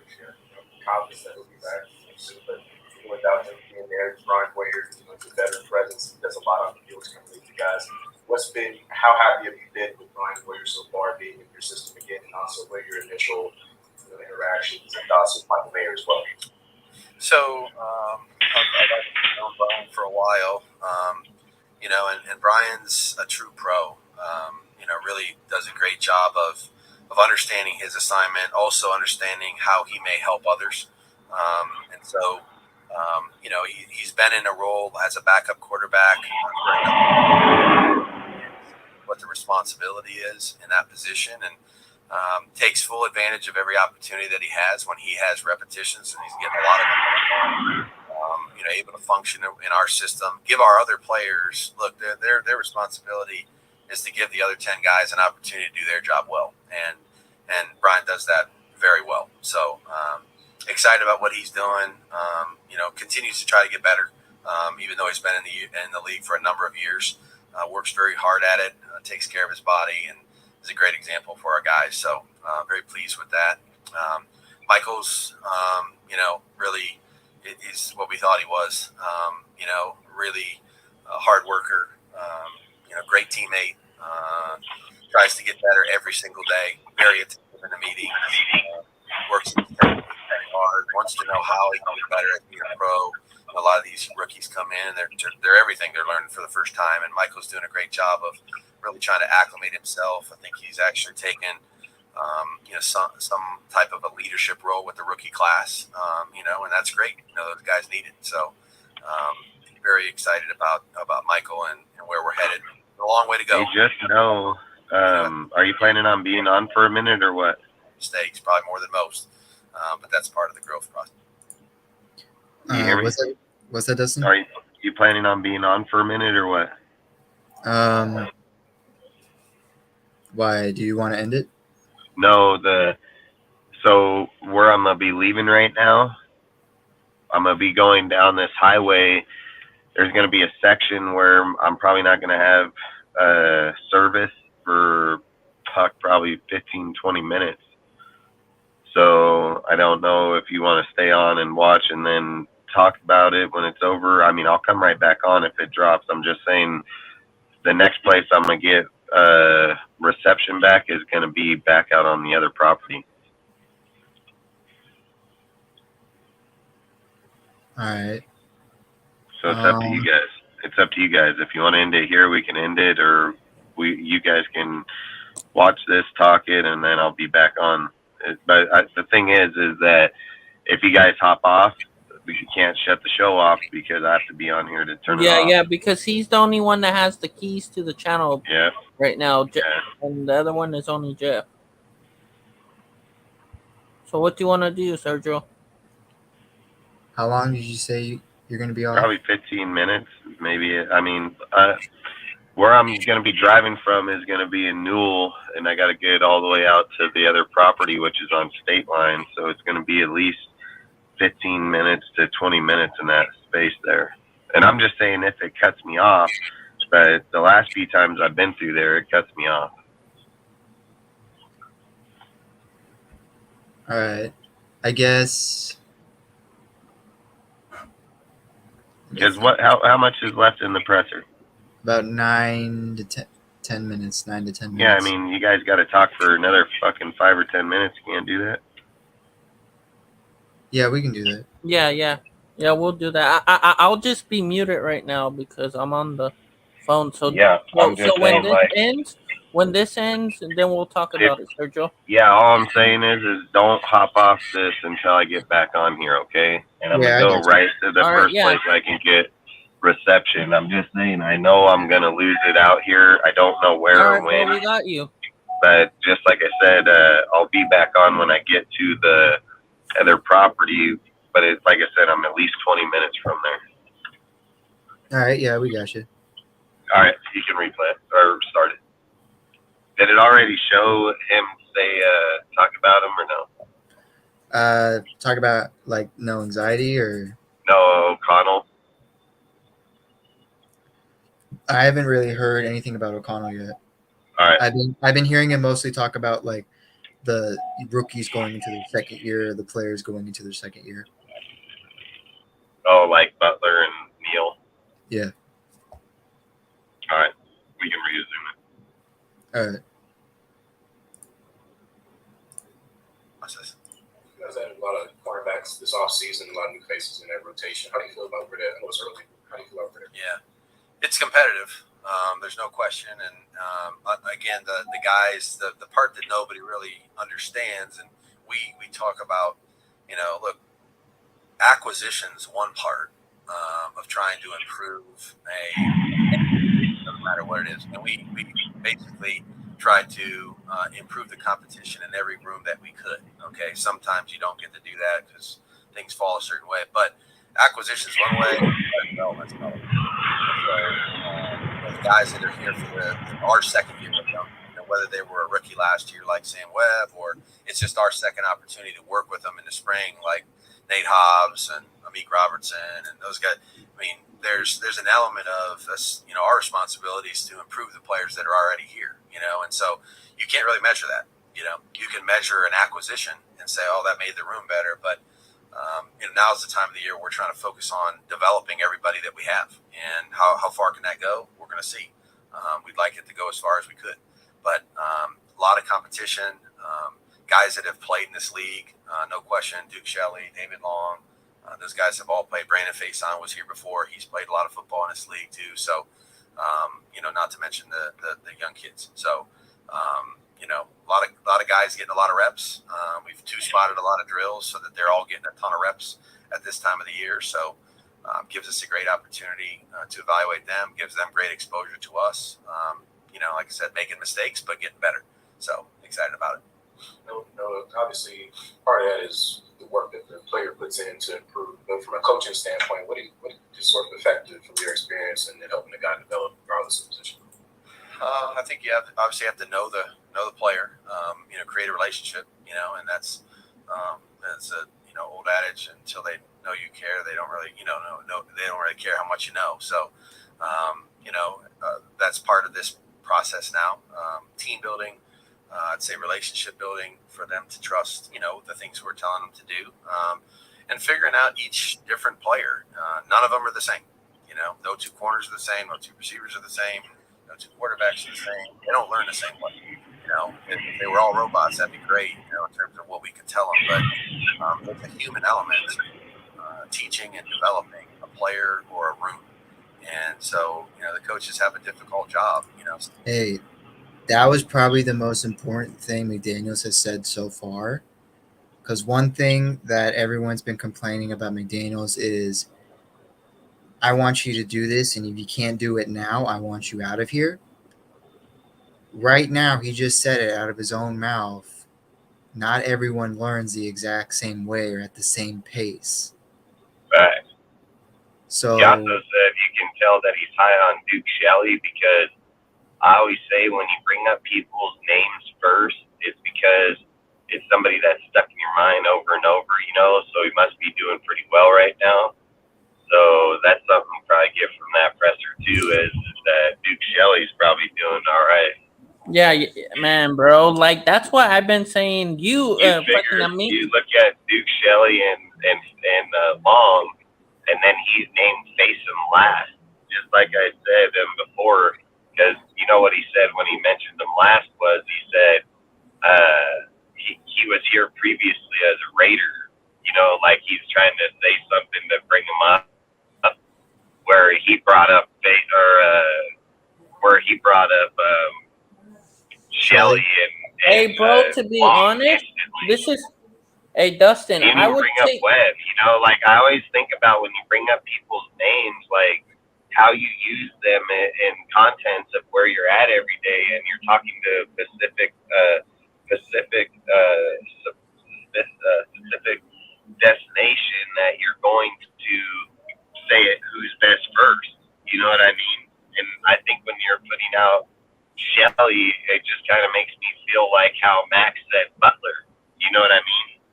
and it's kind of like how it's kind of like or any of those. It's kind of like how Adams talked heavily on Webb, like last year when he talked about Hobbs, how he said Webb makes me gravitate towards him because he feels like there's something special that Webb has. Hey, do you? Hey, so let me ask you guys this: That's all I say. Do you guys really? Hey, do you guys really believe Amik's out of here? Because they're not really bringing him up. I have. For me, I think bro, get rid of him. I will say he is the odd man out because Duke Shelley's his same size, but in my opinion, Duke Shelley's kind of a better corner than him. Yeah, bro. Man, it's just. I think Duke Shelley, as long as Duke Shelley can play in the outside, if Shelley plays good on the outside, you can say bye-bye me. Because you can't have two corners that are 5'8". At the end of the day, at the end of the day, you got to go with who. Yeah, exactly. Hey, I said David you got to go with Long, better players. How tall? Let me check David Long. They're both 5'8". Are they? Or I thought one was like 5'9". That might be Shelley. I know Amik's 5'8". He is 5'9". Shelley's 5'9". All right. Yeah, I thought. He's like 5'9" and 3/4 or something like that. Either way, they're undersized for their position, but Shelley, in my opinion, is the better corner. Shut up, dog. Once they get out there and play, they're gonna. They actually right now on nobody brought up Crosby. Right now on freaking ESPN, they have him as the right corner starting on the depth chart on ESPN. Duke Shelley. And Duke Shelley's 5'9". I would doubt. I mean, I don't know if I would have him starting. And the one that they have backing him up is David Long, that's 5'11". So David Long's a little bit taller. He's almost 6 feet tall. I don't know, man. I mean, I would have to see where Sam Webb and all those guys are at, Bennett, all that, dude. I mean, I don't know. I don't know if I'm just gonna hop over there to fucking Duke Shelley instantly. I mean, I gotta see how these guys are. I haven't even got to see any of them play. They got Meek Robinson on the third team behind David Long.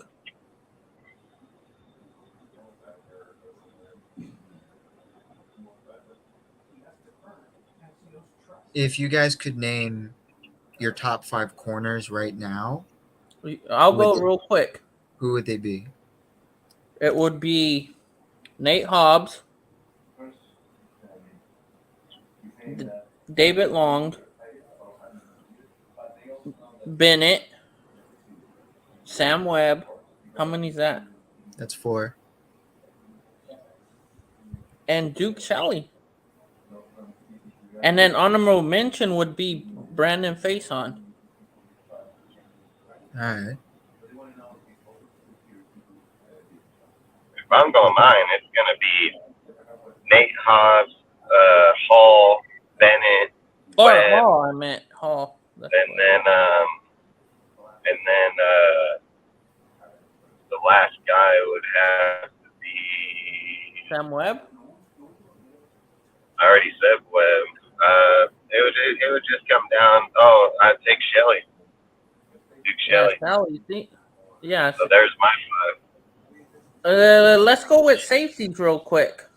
Let's go with who's your 2 free safeties? Or Well, who's 3? your corners first? Who's My Sergio's corners? corners? Oh yeah, do your corners and then we'll do our safeties. My outside corner 1, Nate Hobbs. Corner 2, I mean, with how much hype Duke Shelley's getting, maybe, but I'm still high on Jacorian Bennett, so that's 3. Tyler Hall in the slot. And I think number 5, that's in between Brandon and Long right now. Yeah. And let's go with safeties. So your 5 safeties. I think there's gonna be 5 there too. If I can name 5, I think the first starting 2 is going to be Morrig and Epps because I think they're going to try to get more them too. And then it's going to be Smith, Isaiah Palomalu, and then It's out of Roger Teamer or Johnson. I would pick Johnson. Yeah, Johnson over man, bro. I don't like Teamer. I actually, to be honest, Or Amik Robinson. Oh yeah, if they try to have him play safety. So that's where so your linebackers. Let's go over the linebackers real quick. The 3 starters, and then we'll do their backups. Divine Diablo, Robert Spillane, Luke Masterson. It'd be either Masterson or honestly Bernie. Bernie. If Bernie's development is pushed right away, but if Masterson lives up the hype that he got, then it might be Diablo, Robert, and Masterson.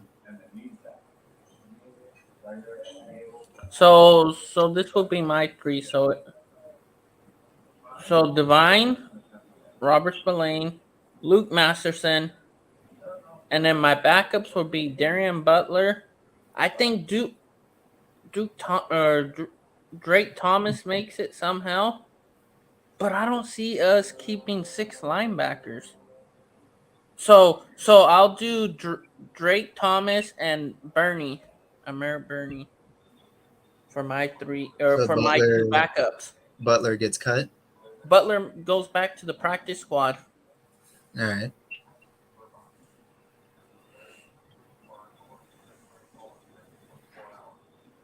Defensive lineman, I don't know if I want to go through that because that's a lot. That's a lot. Let me do my edge rushers real quick.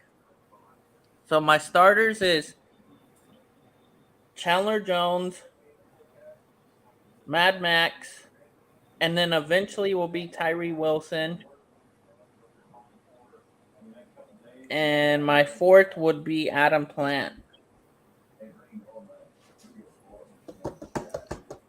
I have. Yep. Actually, I'm gonna change my linebacker because I did say Shannon going to be outside linebacker. So my 2 DNs would be Max and Tyree, and then I'll have.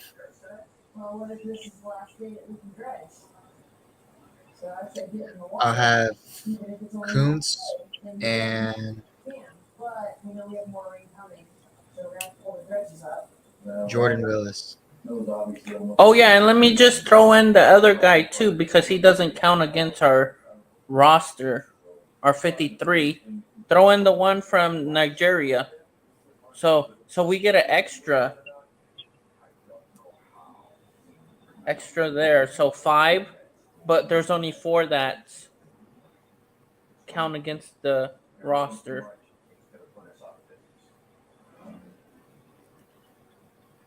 Yeah, that's who I have. Tyree, Why Max. hold on. Why are you getting an extra? Huh? He's You giving only them get the it. extra You only because of get the quarterback that's extra. No, So I the don't. one from Nigeria does not count against the roster Why? because of he's coming through that special thing coming from another country and playing. They don't count him against the roster. That's crazy as fuck. I don't know about that. Why wouldn't they have 10 of them guys then? Huh? He said, "Why wouldn't they If have that was them?" the case, why wouldn't everybody have 10 of them? I don't know. Some of them are good, some of them aren't. They just keep them around to see if they make. Free player is a free player. I mean, regardless. So I don't know if that. Where did you see that at? I looked it up when we got him. It says that he will not count against the roster. I don't Can you know. verify that, Sergio? I'll try. I mean, if he's on the roster, he's going to No. count as a player. Or Ozzy, can you explain it in the chat?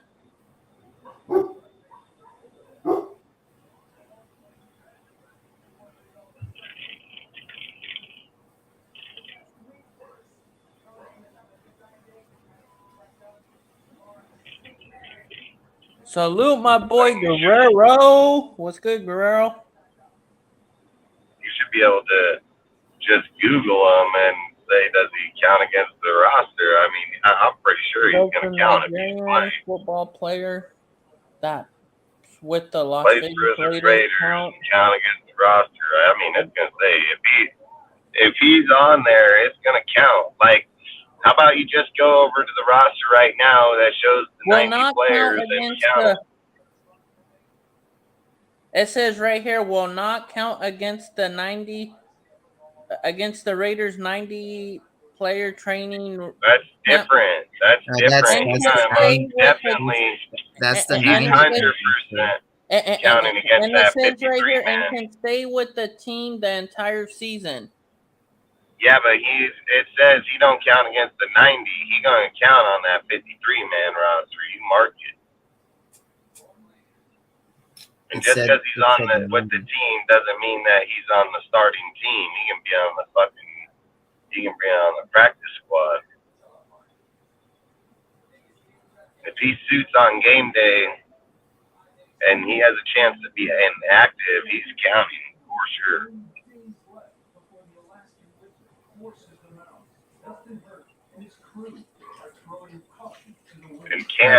But it says the entire season. He could be on the roster the entire season, it says. I don't think he can be on the starting roster. It says right here, bro. On the and can stay with the Raiders the entire 90 man. season. He could stay with the Raiders the entire season. Okay. Why? Oh, if that's the case, you're misreading it. Like you're straight misreading it. Why did it say the 90 man roster? Why wouldn't it said?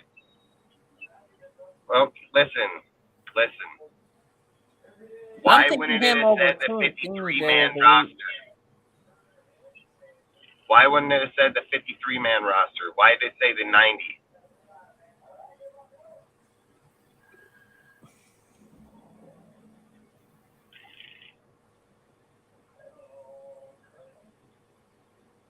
That's all I'm saying is that if it said the 53 man roster and he can stay there the whole year, that would be different.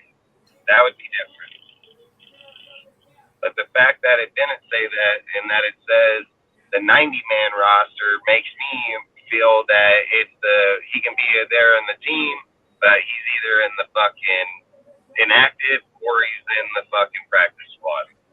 It didn't say anything about him being on the 53-man roster and not counting towards a roster spot. And I've always said there's a key word in there instantly, which says 90-man. It says 90-man. It didn't say 53. It said 90. Against the 53-man roster.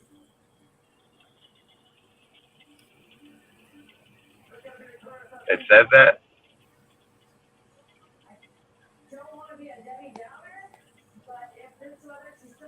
Like I said, those players, dude, I guarantee you that it's just probably be on the fucking practice squad. Like I said, if that was a loophole in the NFL, there would be all kinds of motherfuckers. It says right here, the Raiders means the Raiders and 7 other teams involved won't have to cut someone else to make some room. The player will have, he has a chance to make the 53, but See? if they don't, they can be added to the practice squad and won't count towards the practice squad limit either. I told you. I said that the whole time. I still think it's a big difference when you're saying that a player goes against the 53-man roster, not counting. I said the whole time that the only way I can see it is if it was going to. You're fucking crazy. No, it's just. I think he's just a better player. You ain't even seen him play. How do you make that accusation? You got a highlight reel of this motherfucker? Where's the highlight reel of him? Yes, I have. He doesn't have any. I don't think he He's has any. lying. He's fucking lying. He's from Nigeria. I don't even think they have like. Watch, I'll go look it up right now. I've seen the tape, dude. Like, he ain't got no fucking reels. He's just got fucking like a school fucking deal. Like, this guy over here, I swear, he said, "Oh, he's better." The Nigerian football player that the Raiders got. God damn, this is insane. He's better than Coons. Like, fuck.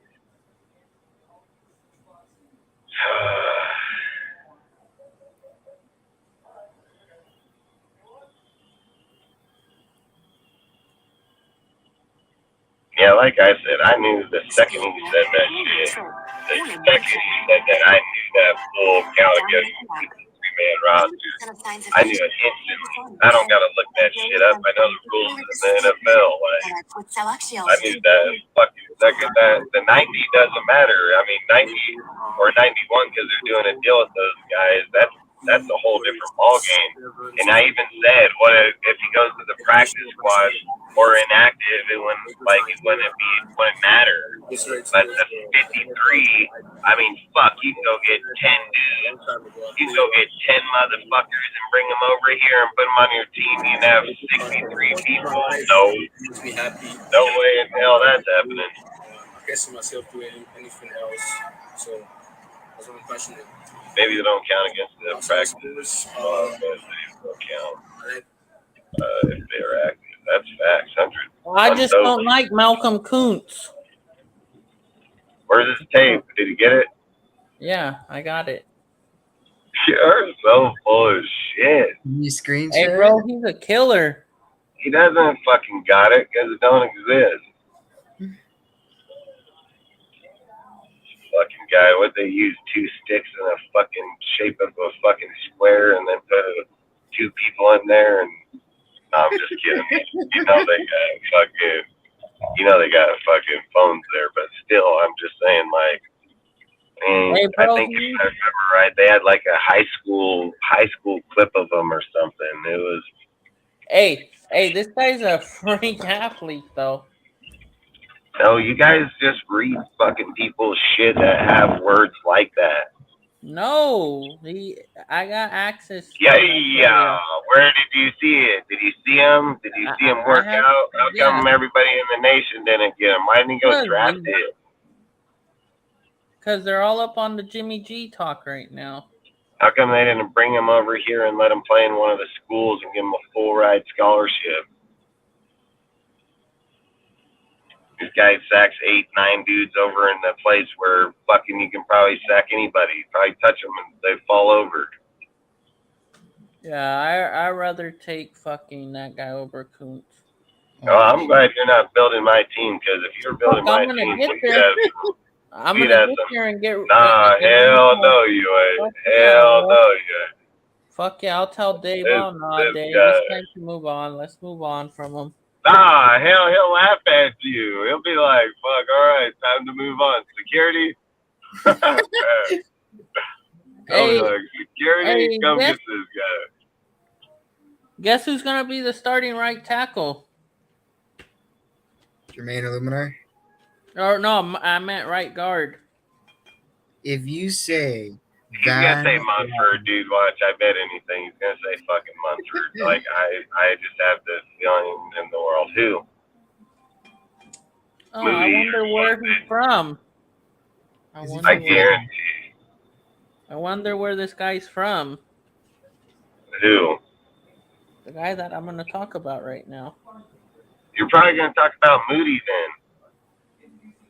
Strongest person that's been able to work out. He's gonna be the starting right guard. It's the Hatim Muti.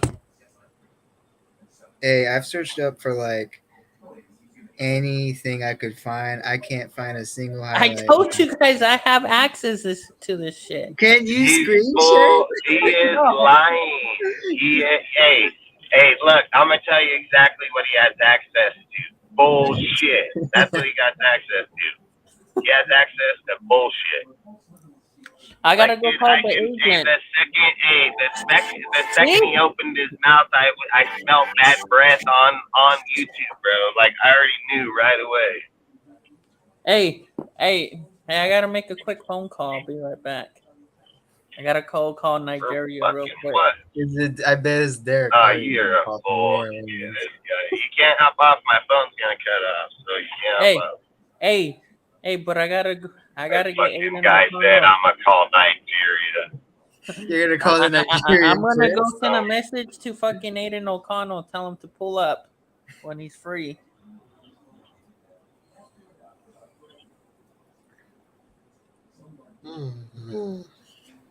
Oh my god! All right, let's keep number 4. Let's keep watching the interview, the press conference. So they got 10, 11 guys in their room. Might be 10, 11 different ways that they. The year this was made. They're trying to game used jersey. I don't know about this game used jersey. It's supposed to be from that player. I mean, you got to find different ways to do that and communicate it to different guys. So there's a lot that goes into it, and I think we have a really good staff that understands teaching and the pace that we. All right, I'll be back in 20 minutes. 32 teams are starting kind of at ground zero right now.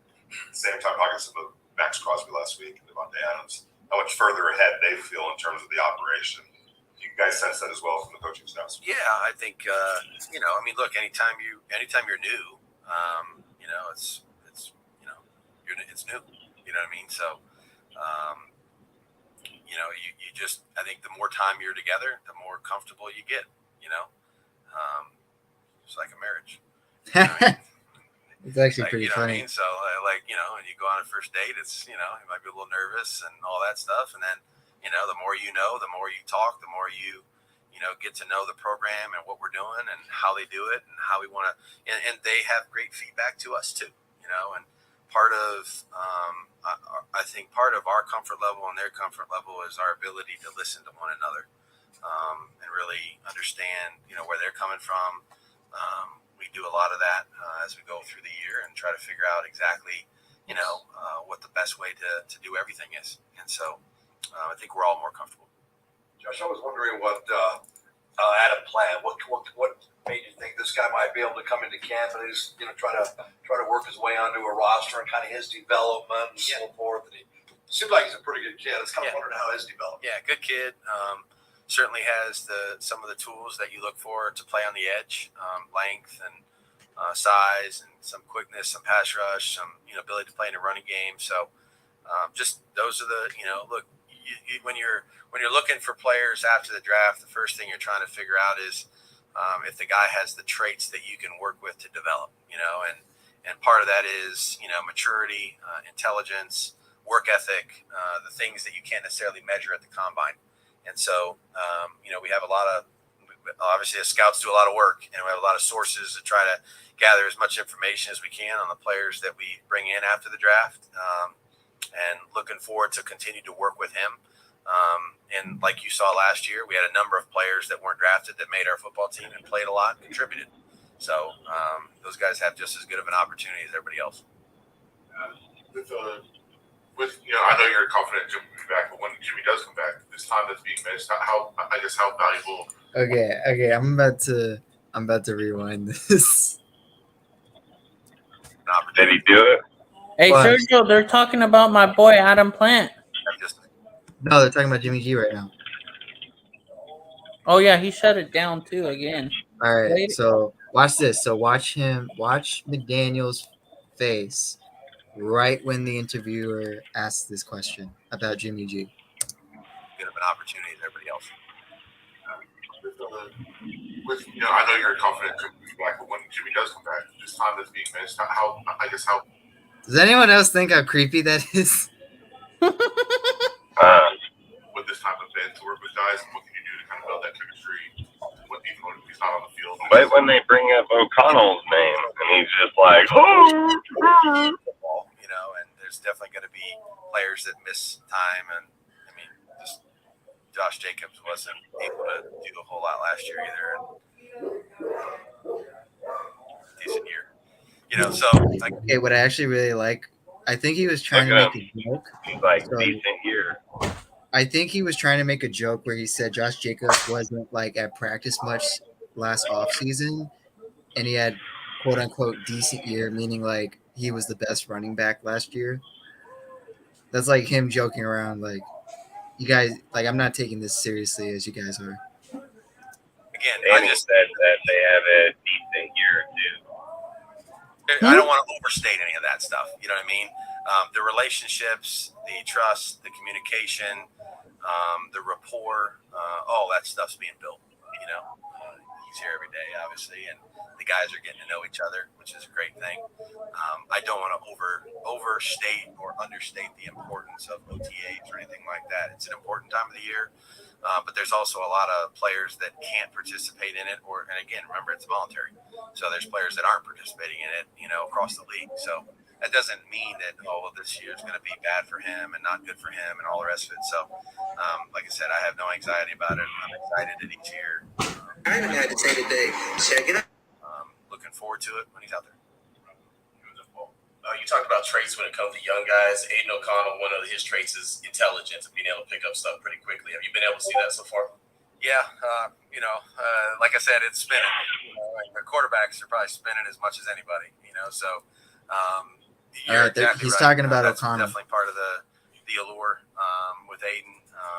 Look, he played a lot of football in a good conference in college football. Had a winning record in the Big Ten every year that he played there at Purdue, which isn't easy to do. And he's played against good competition. He's accurate with the ball. Hey, that's something I like that he said, that he played in Purdue and had a winning season every year in the Big Ten, which is something that's really hard to do. He loves the game of football. He works very hard at it, which to me, if you don't have those two things at this position, it's going to be hard for you to ever, continue to grow and develop at that place. So, he's getting a lot of reps. He'll make mistakes and learn from them every day, and then hopefully not make them again. That's the process that we're going through with the quarterbacks right now. And really love his attitude, his demeanor, the way he approaches football, and how he attacks every day. So he's got a plan, and that usually bodes well for you in terms of improving. It seems like the guy that's got the most continuity in that quarterback room, Chase Garbers, nobody really talks about a lot. What kind of development have you seen being in the system over the years? And also, why don't you? I don't Okay, also, so watch right when the interviewer said, "Why don't you have anxiety?" I mean, he's just been laughing at these questions. why don't you have any anxiety? I don't worry about the things I can't control. You know what I mean? And so, like I said, I have very good information that would tell me that we're going to be fine. You know what I mean? So again, that's nothing has happened that would have changed that. Okay, so that's why I feel that way. As it pertains to Chase, again, another young guy that got to see it up close and personal all year last year.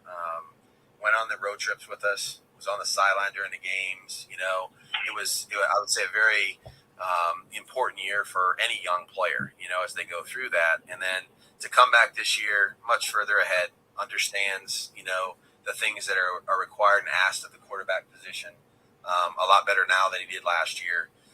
Operating the offense, the cadence, the play calls, understanding where to go. I'm not saying it's all perfect. It's not. But, every quarterback from year one to year two, usually there's a comfort level that they can get to where the things that they were really worried about last year were, how do I call the play right?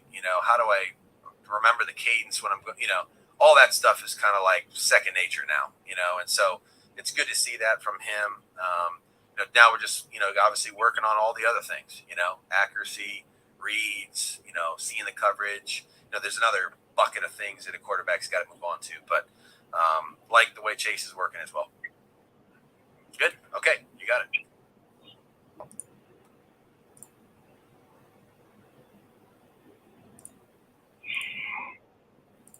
All right, now draw a clown paint on his face, and he looks like one of those rednecks on House of a Thousand Corpses. That's funny. But yeah, I think another thing that I like that he said is, I can't do much to the things I can't control. That's another thing that I would like to read for last year, and something that Dustin heavily got into big arguments about right when the offseason started is, what is McDaniel supposed to do when at least half the roster is injured and the entire defense is on IR? At that point, what are you supposed to do? And anyone that's going to say, well, some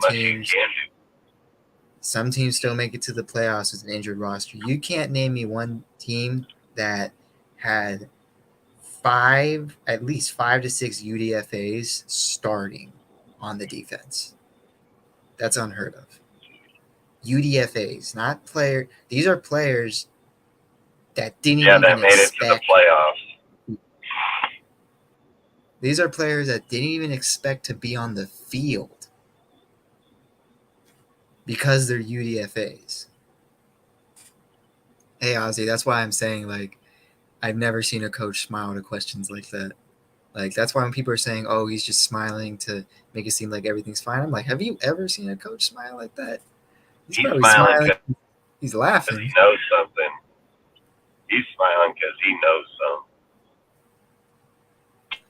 And basically, it's kind of something that I like to think of where, like, why I like to defend Patrick Graham a little bit, because yes, his play calling was a little questionable for my taste, but then again, this is why I say I don't care about the offense that much.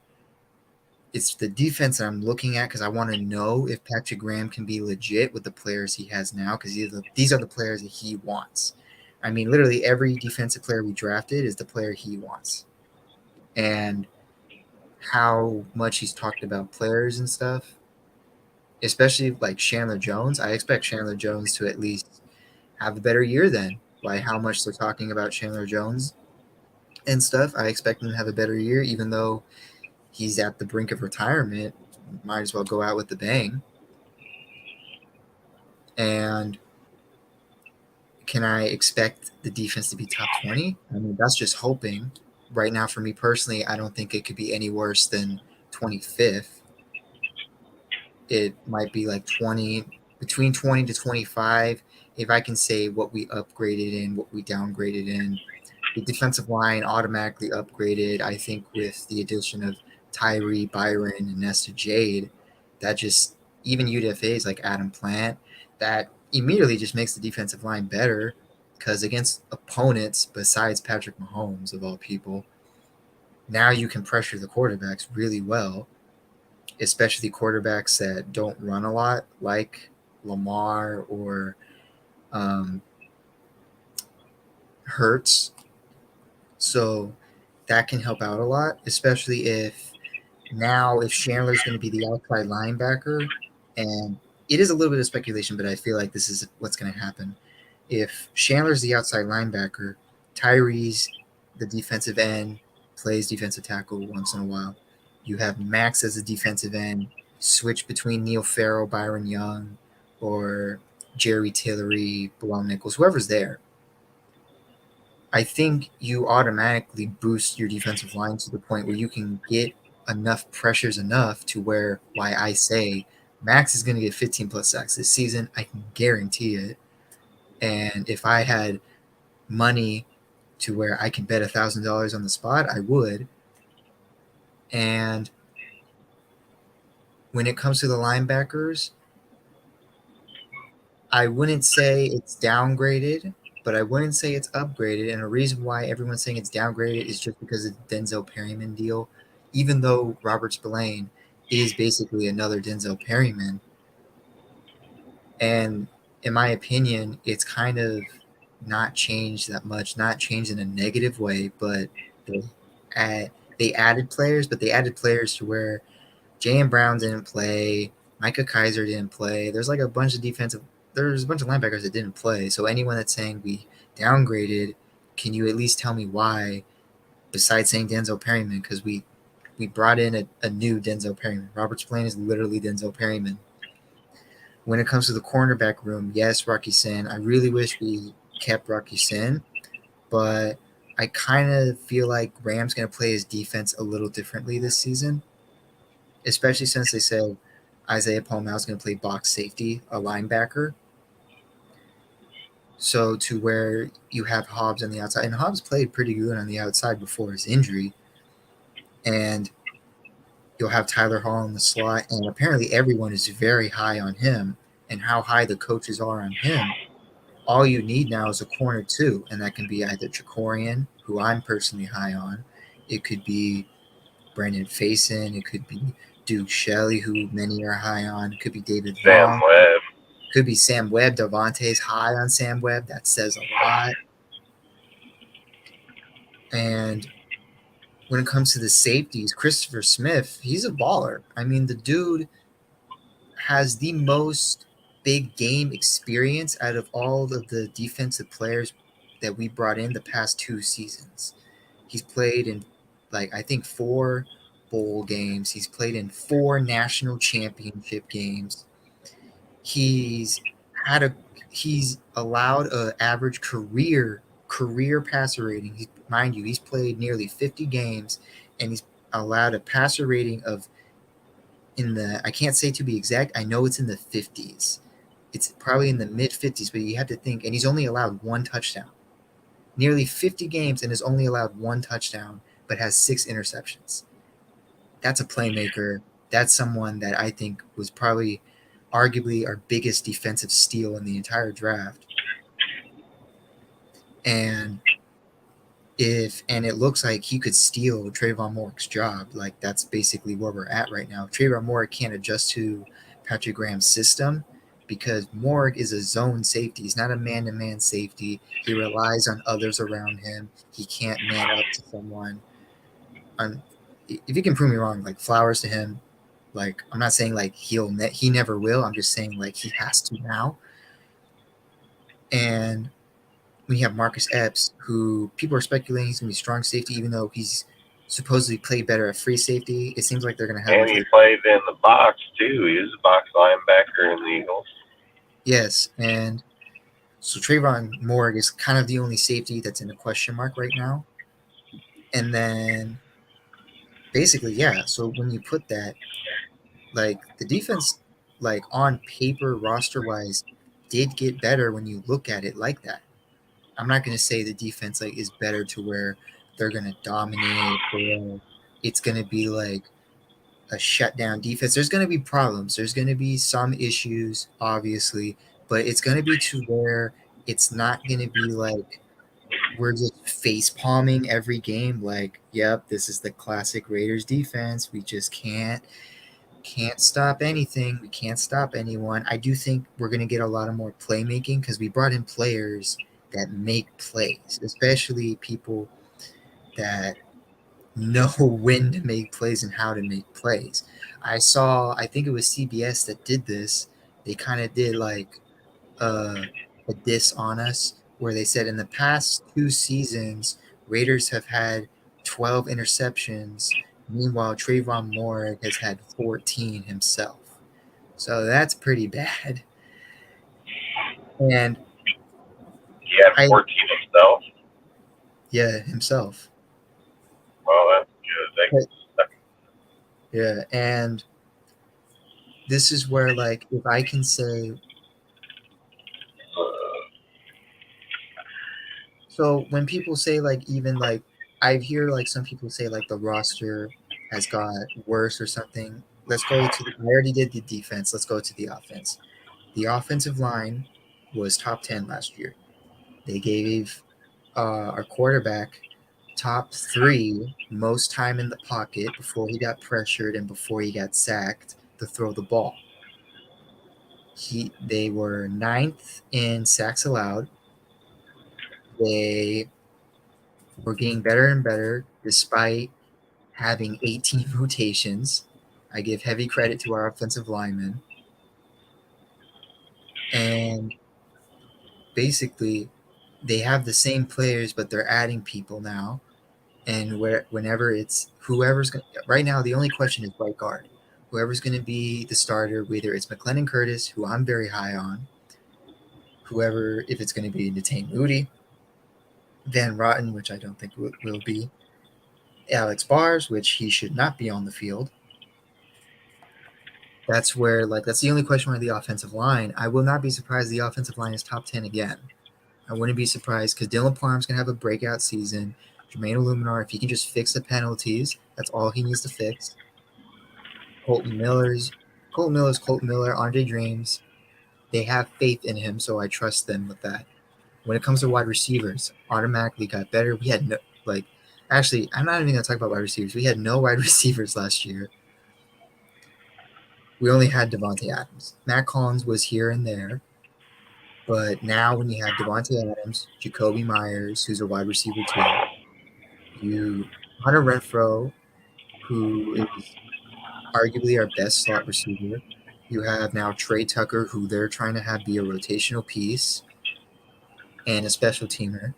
You have Philip Dorset, who's also a rotational piece, a special teamer. Andre Carter, one of the best special teamers. You have Cam Sims, who can play tight end. You have who else do you have? DJ Turner, who has upside. Trying to think of another guy. I can't remember. Johnson from Tampa Bay. And then you look at the tight ends. Tight ends got way better. I don't know if anyone's heard this, but did you hear that the second-year tight end on the Giants stole Darren Waller's first team reps? Did he? He did. Let's go. And I laughed when I heard this. I'm like, let me get this straight. Someone that's on their sophomore year is playing first team snaps and Darren Waller isn't? And people are telling me that was a bad trade. Hey, like I said, time we'll see. But Waller's gonna have a good game day, and then he's gonna stop. He's gonna shit the bed when we play him. He's gonna get ridiculed over there and fucking. Oh yeah, didn't you guys know that fucker made a new rap video now? He has one out there. What a sucking. Trash. It's trash, bro. That shit garbage. This is how you suck a dick. You cup the nuts and hold the shaft. You put it in your mouth and lick it all around. That's exactly what fucking song is. Yeah, You keep and on then looking till that white fluid comes out. Keep on looking till it comes out. yeah, with the tight end position, we added Michael Mayer, who got recognition from Travis Kelce, the best tight end in the league. So that's a plus. Gronk Gronkowski, Yes. who's the best tight end in the past 20 years. If not one of the best ever play, too. I mean, Fucking Greg Olsen too. Greg Olsen, the tight end, was there too. Like Shannon Sharp acknowledged him. Like basically the best tight ends acknowledged him, and that's something to say. If the guy that got drafted in the this is second my round, opinion too. if the third tight end got more recognition by Hall of Famers than the first and second tight ends that were drafted, that says a lot. He's the best tight end in this year's draft, hands down. And by how much the Hall of Famers, the alumni that were at the OTAs, how much they surrounded Mayer, how much everyone's been surrounding Mayer. Like this dude was basically our first round pick, but in the second round. Yep. That they were willing to trade with the Queefs to get him with the last pick in the first round. Yeah. And then you have Austin Hooper, who is a very productive tight end, who he can block, he can receive. He's more of a blocker than a receiver, but that's good that we have a blocker in this system. You have OJ Howard, who is given the chance to make a comeback for him. He's a really good receiving tight end. Then you have, who else do you have? I know we have someone else. Is it? We got Horsted. Horsted. He's a good depth piece.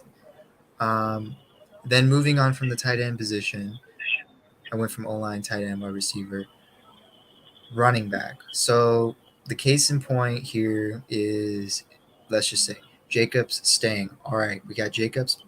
Good. Who's behind him? So it's gonna come down to McCormick. Better. I don't know. I'm not gonna talk about it. It's gonna come down from Bennett, and not Bennett. What's his name? Britton Brown. No. It's Zeus. No, the one that was on IR. McCormick. Sincere McCormick. So it's gonna come down to him and Zeus, I think. Yeah, if I can say like my top. I mean, my daughter will outrun Zeus. My daughter doesn't run Zeus will not make the team. He's gonna be on the practice squad this year. McCormick's just gonna. If I can say my top 4 running backs, it would be Jacobs, Amir, Sincere, and Brown. And Amir the reason why Amir Abdullah. The reason why I have him as the second is because of his ability. He's technically our best receiving running back, and he's also good in the special teams. And Ziegler's very high on him. He even told McDaniels, like, you used Abdullah wrong last season. Sincere can catch. He's a scat back player too. I'm just saying Amir is right now, until proven otherwise, the best receiving back that we have. I'm not like discrediting the other ones. I'm just saying. Yeah, that's right. He is the best receiving back. And with Sincere, obviously, we're all really high. Like all 3 of us are very high in Sincere. And yes, definitely. He should win if he's given the chance. He should make an impact. Because he's gonna have to earn it. He's gonna have to go out there and earn it in practice. Because if he has the same he's basically another bowling ball. He's like Jacobs, another bowling ball, a cowbell. Only difference is he is by height smaller. I mean, there is a lot of those small running backs nowadays. Like running backs used to be over 6 foot. Now they're like 5'9". So Simon Smith was like what, 5'10", 5'8". Now moving on from the running back position, now we got the quarterbacks, And you can argue whether it's an upgrade or a downgrade. I will say in this system specifically, it is an upgrade because of how the quarterbacks just know the system. How Jimmy G said straight out of his mouth, it's like going from French to Spanish. When Devontae said it's like learning Chinese. And then O'Connell, I think he'll pick it up. I don't think he'll basically be like a Mac Jones. He'll pick it up.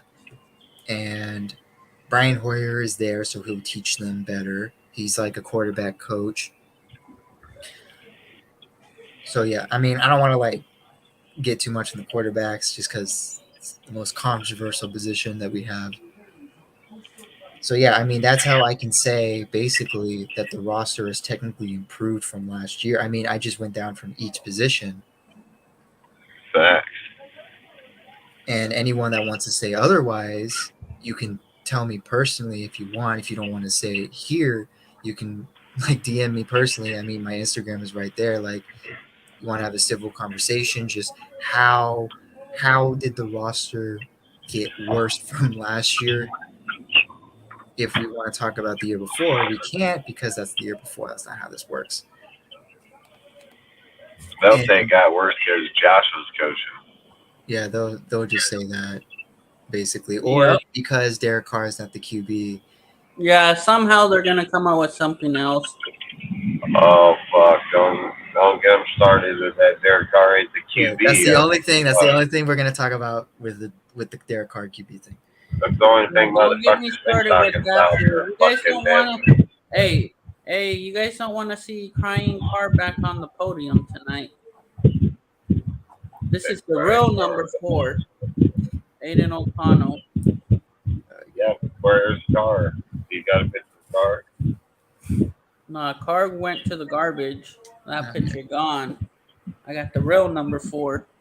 You must have Carr on. This should be like a new slogan for us, Dustin. Haters are still fans. The actual truth. No, our safety room is a big upgrade too. Can we agree with that? I will say most definitely if they can bring back Harmon to a very cheap deal, hands down, probably the best besides the defensive line, best position, like the second best position on field. But the thing is, I'm cool with Epps being the head one in that. Yeah, I mean that's why I'm saying it's good. I'm just saying if they added Harmon, it'd be hands down But I like our young safeties. I know it's just the veteran. I'm a big Isaiah Palamau. Hey Dustin, since day one, since we started this YouTube channel, who's been the biggest Isaiah Palamau fan? Since way before during training camp, I know Dustin. I know Dustin kind of doesn't believe that much in Isaiah Palamau until proven otherwise. I will respect it though. Yeah, that's what I was trying to say. Is Harmon brings veteran. Usually, it's good for position to have a veteran presence because kind of like how Hoyer's that veteran presence for the QB room because he knows a lot more than the younger guys. That is facts. The rooms with the biggest upgrades: tight end, wide receiver, D-line. I can agree with that. I can agree with that fully. Tight end, wide receiver. But there's one thing. There's 2 that he's missing in there. Well, he was probably named in the top 3. No, there's a top 5. These are my top 5. Add the quarterback to that room. Safety, cornerback, and the O-line.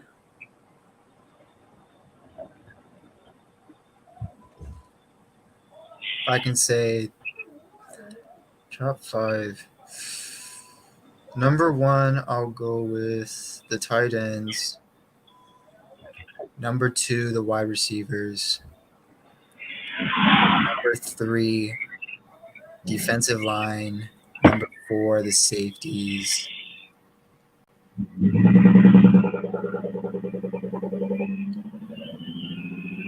Number 5,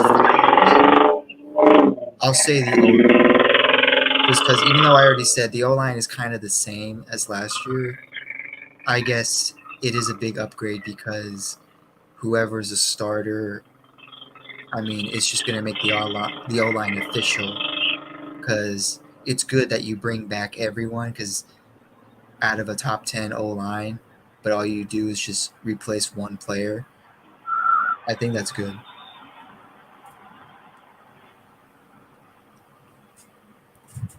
I've been trying to think really heavily which one was a downgrade, and that's why I said for the linebackers, because everyone, an easy pick would be the linebackers. But like I said, if you forget about Denzel Perryman, and we've already discussed this, Robert Spillane is another Denzel Perryman. You look at it, not much has changed. You can say that in a negative perspective or a positive perspective, but we can only say either it upgraded or didn't during the season. Just because the additions we made at linebacker were basically Spillane and Amari Burney and Drake Thomas. And Amari Burney was a 6th round pick. Drake Thomas was a UDFA. If they can be over expectations, then that's great. Perfect. With the cornerback room, it's kind of the same feeling. Like I don't want to like when it comes to like it being worse, the only argument that anyone would make is the Rocky Sin deal. But like I said, then again, like another thing like about when people say like Jacorian Bennett, like he was picked in the 4th, that's a developmental piece.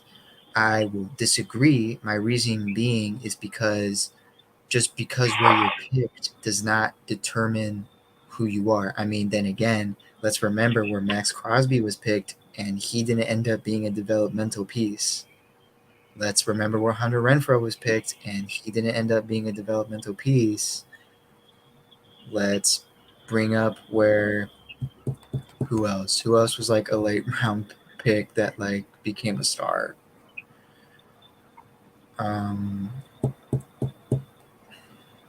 Trying to think. Oh, Nate Hobbs. Nate Hobbs was also like a mid to late round pick, and we're all high on him.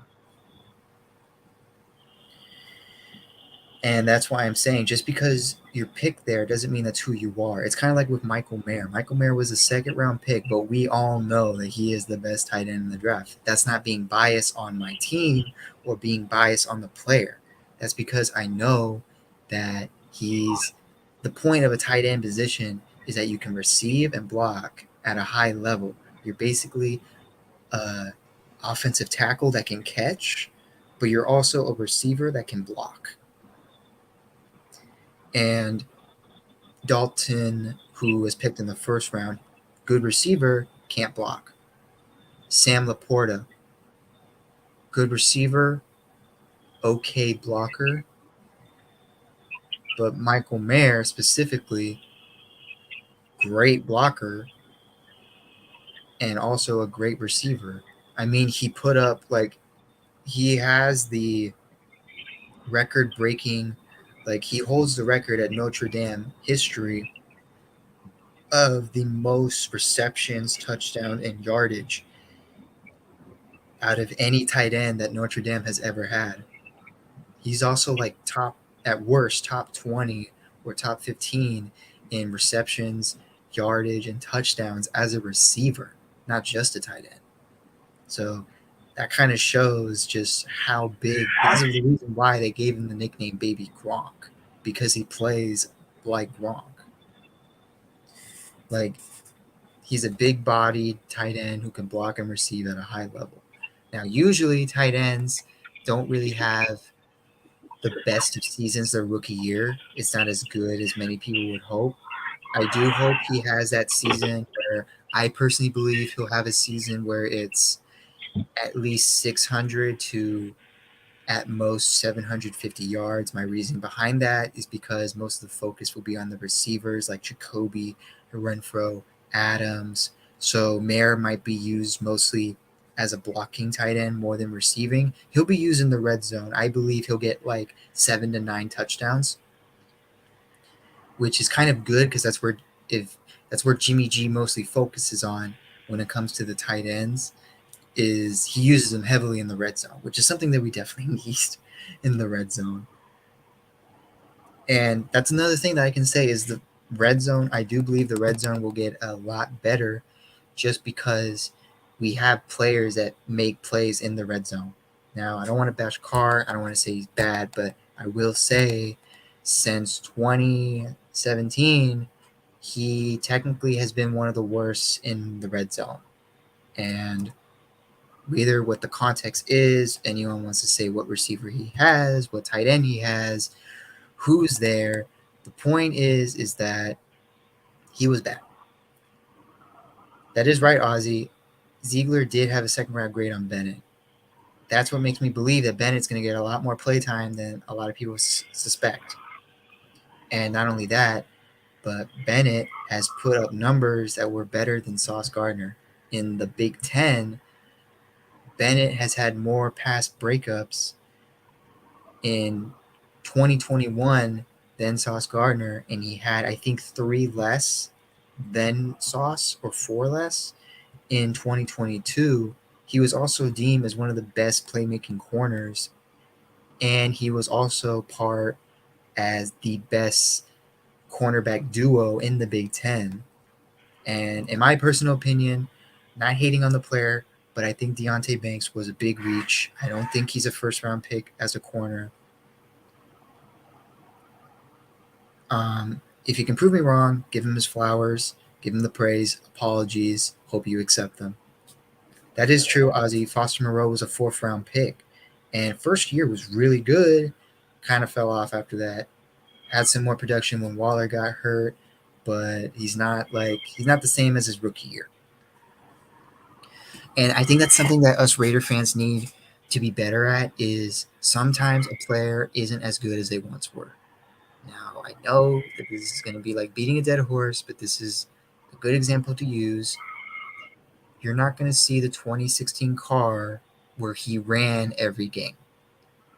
You're at most going to see the 2020 Carr where he doesn't run, but it'll be very accurate. He'll not have that many interceptions. He'll have good touchdowns. And I'm just saying at best. Or like Darren Waller. You're not going to see the Darren Waller. If he can prove me wrong, he'll prove me wrong. I don't believe he'll prove me wrong. Josh Jacobs. We might see it again because I don't want to say Josh Jacobs is just going to fall off randomly. Who else is a player? Hey, hey, hey! You guys want to know something? Why fucking AB really called Mike Mayock a white cracker? What? He called Mike Mayock a white cracker. You remember that? Who did? AB. Antonio Brown? Because yeah, he fucked up on a play, so the coaches got on him, and then when he was jogging back, he looked like all mad going back, and then he fucking went on the defensive side. This was in Alameda at their practice facility. He fucking told him, "You don't talk to me like that," and then fucking the defensive players had it to get him away from him. I'll punch your ass, you white cracker. And then they ended practice, so they ended practice. The next day he came back like nothing happened. I mean, Antonio Brown is another. he's The mentally crazy sick. shit is too. This other shit, he fucking had his own Airbnb away from the players because you know that they were in hotels right next to up in Napa. He had his own Airbnb, and fucking when he needed or they did curfew checks, he wasn't around at the room. He was at his Airbnb, like shit. Nothing, like shit didn't stink with him. Isn't that shit crazy that he I got mean, away yeah, with a lot of shit? it's Antonio Brown. Hey, bro, and then back in, why didn't he go to a big school in Florida? Isn't he from Florida? Ooh, Because the same Antonio. shit was then when he was playing in college. That's why he went to a small school. Where was the info about the AB charade? I'll just keep it private. Okay. Um yeah, basically we're Yeah. back on the roster change. Basically where like I hear many say we had a bad offseason or Ziegler doesn't know what he's doing. We can talk about anything with Josh. Dustin's going to be the Josh McDaniels defender. I'm going to be the Dave Ziegler defender just because how Dave Ziegler makes contracts, how he evaluates players, how he uses his words, how he how he drafted this year, especially how he already told us what the plans are going to be and stuff like that. And that's where like I trust Ziegler. Obviously what I said like right when the offseason started, I don't want anyone talking about McDaniels because this is about Ziegler now. Ziegler's the one signing the free agents, he's the one Hey drafting. guys, it's already 11 o'clock, so I'm about to jam. All right. I'm tired. Els Ghost, call me.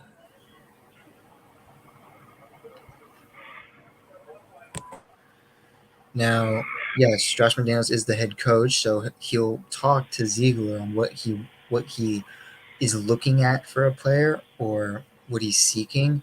But like Ziegler said out of his own mouth, he's the guy that pushes the button.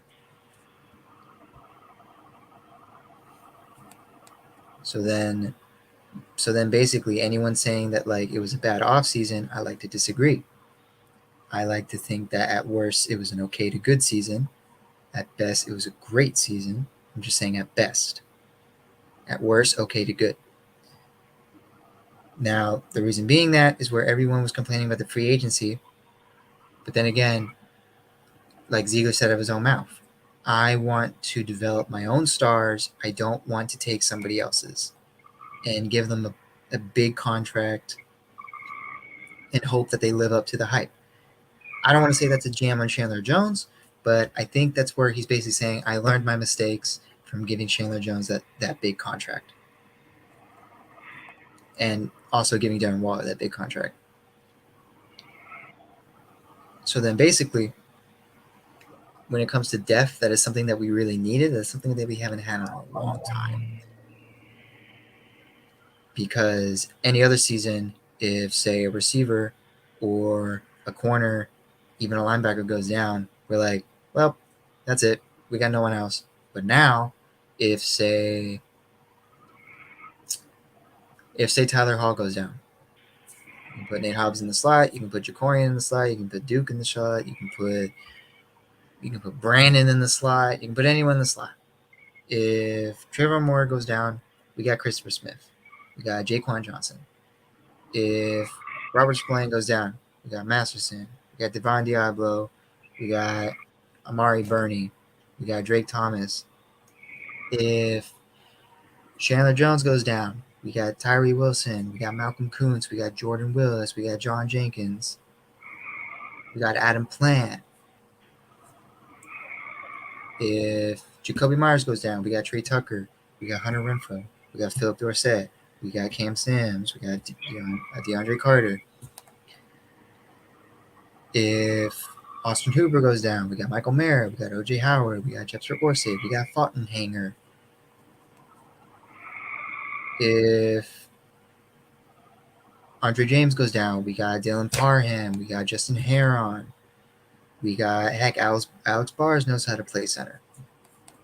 It's basically the versatility, and is what we need, and that's definitely what I'm going to be looking at very carefully during next offseason is the versatility that they're transpiring, what they're looking for, heavily versatile players.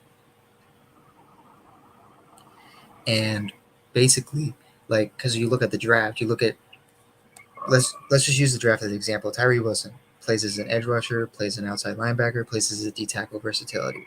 Michael Mayer, a blocker and a receiver, versatility.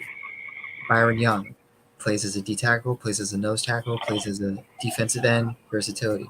Jacorian Bennett plays as a slot, plays as an outside corner. Versatility. Trey Tucker plays as a special teamer, plays as a slot, plays outside. Versatility. O'Connell's a QB. Amari Burney played as a corner, played as a safety, plays as an outside linebacker, plays as an interior linebacker. Versatility. Nesta J. Davila plays as a nose tackle, played as a DN, plays as a DT. Versatility. You see where I'm going with this? You see the pattern here? And with basically on all I have left to say, like we can all make a speculation on how the season's going to go. We can have our doubts, we can have our optimism, but there's a difference between criticizing and hating. Criticizing is where you question the actions, question the moves, give a little like, hey, I want you to explain to me why you did this because I don't like it, but I need you to explain to me why you did this. Hating is this was a bad move. This was the wrong move. This is the bad move. This is a bad move. This is a bad move. I don't like this move. I don't like you. I don't want you here. This is a bad move. You don't know what you're doing. This is a bad move. I like the last guy. This is a bad move. And then your reasoning behind it is the same reasoning over and over and over and over. And you have there's no fluidity. Like, the same thing can go with optimism. Someone that's a little optimistic but criticizing.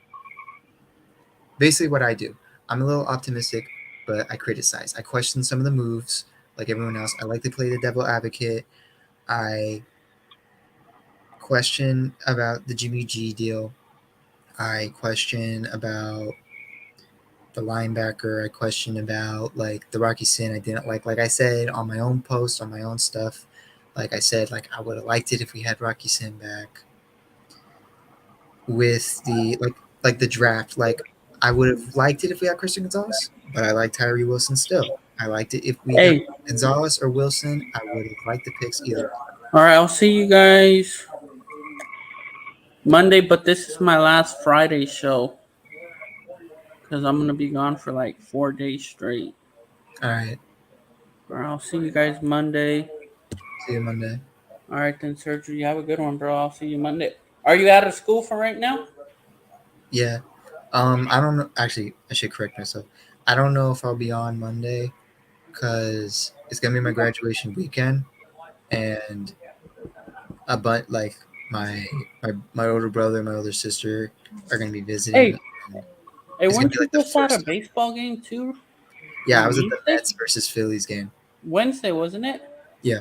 Yeah, that's why you weren't here. I'm like, where's Sergio at? Yeah, I told Dustin like I'm not gonna be here.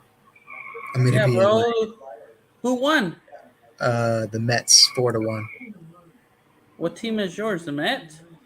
I was just invited Oh by shit. friends. Like I didn't care about who won. I was just happy to be there. I was like, hey, I'm watching a game. Fuck yeah, bro. Going to baseball games are fun. I've been to the Giants Stadium. That shit's hilarious. Badass Yeah. stadium. All right, Yeah. then. I'll catch you guys all on Monday. Much love to everybody up in the chat. Thank you guys all for joining us. But I'm about to go. All right, Much Dustin. love, I'll see you Cortez. later, bro. I'll see you later, Sergio. I'll see you Monday, or I'll see you Wednesday. See you later. Are you gonna be on Wednesday? Depends. It depends. I Did kind this of got fool like a fall whole. asleep? I think he did. Hey, wake up, fool! Dustin.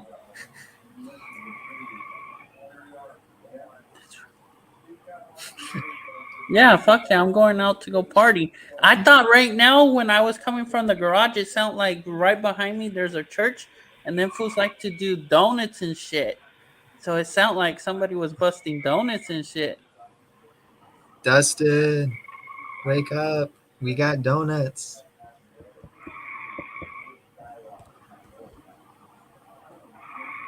Dustin. Hold on, I'm gonna call him.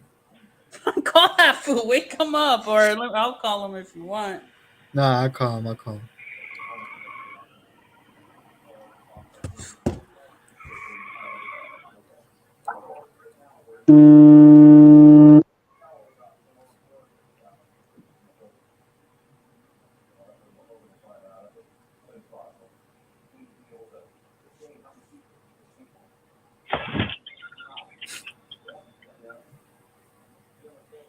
Dustin, Yeah.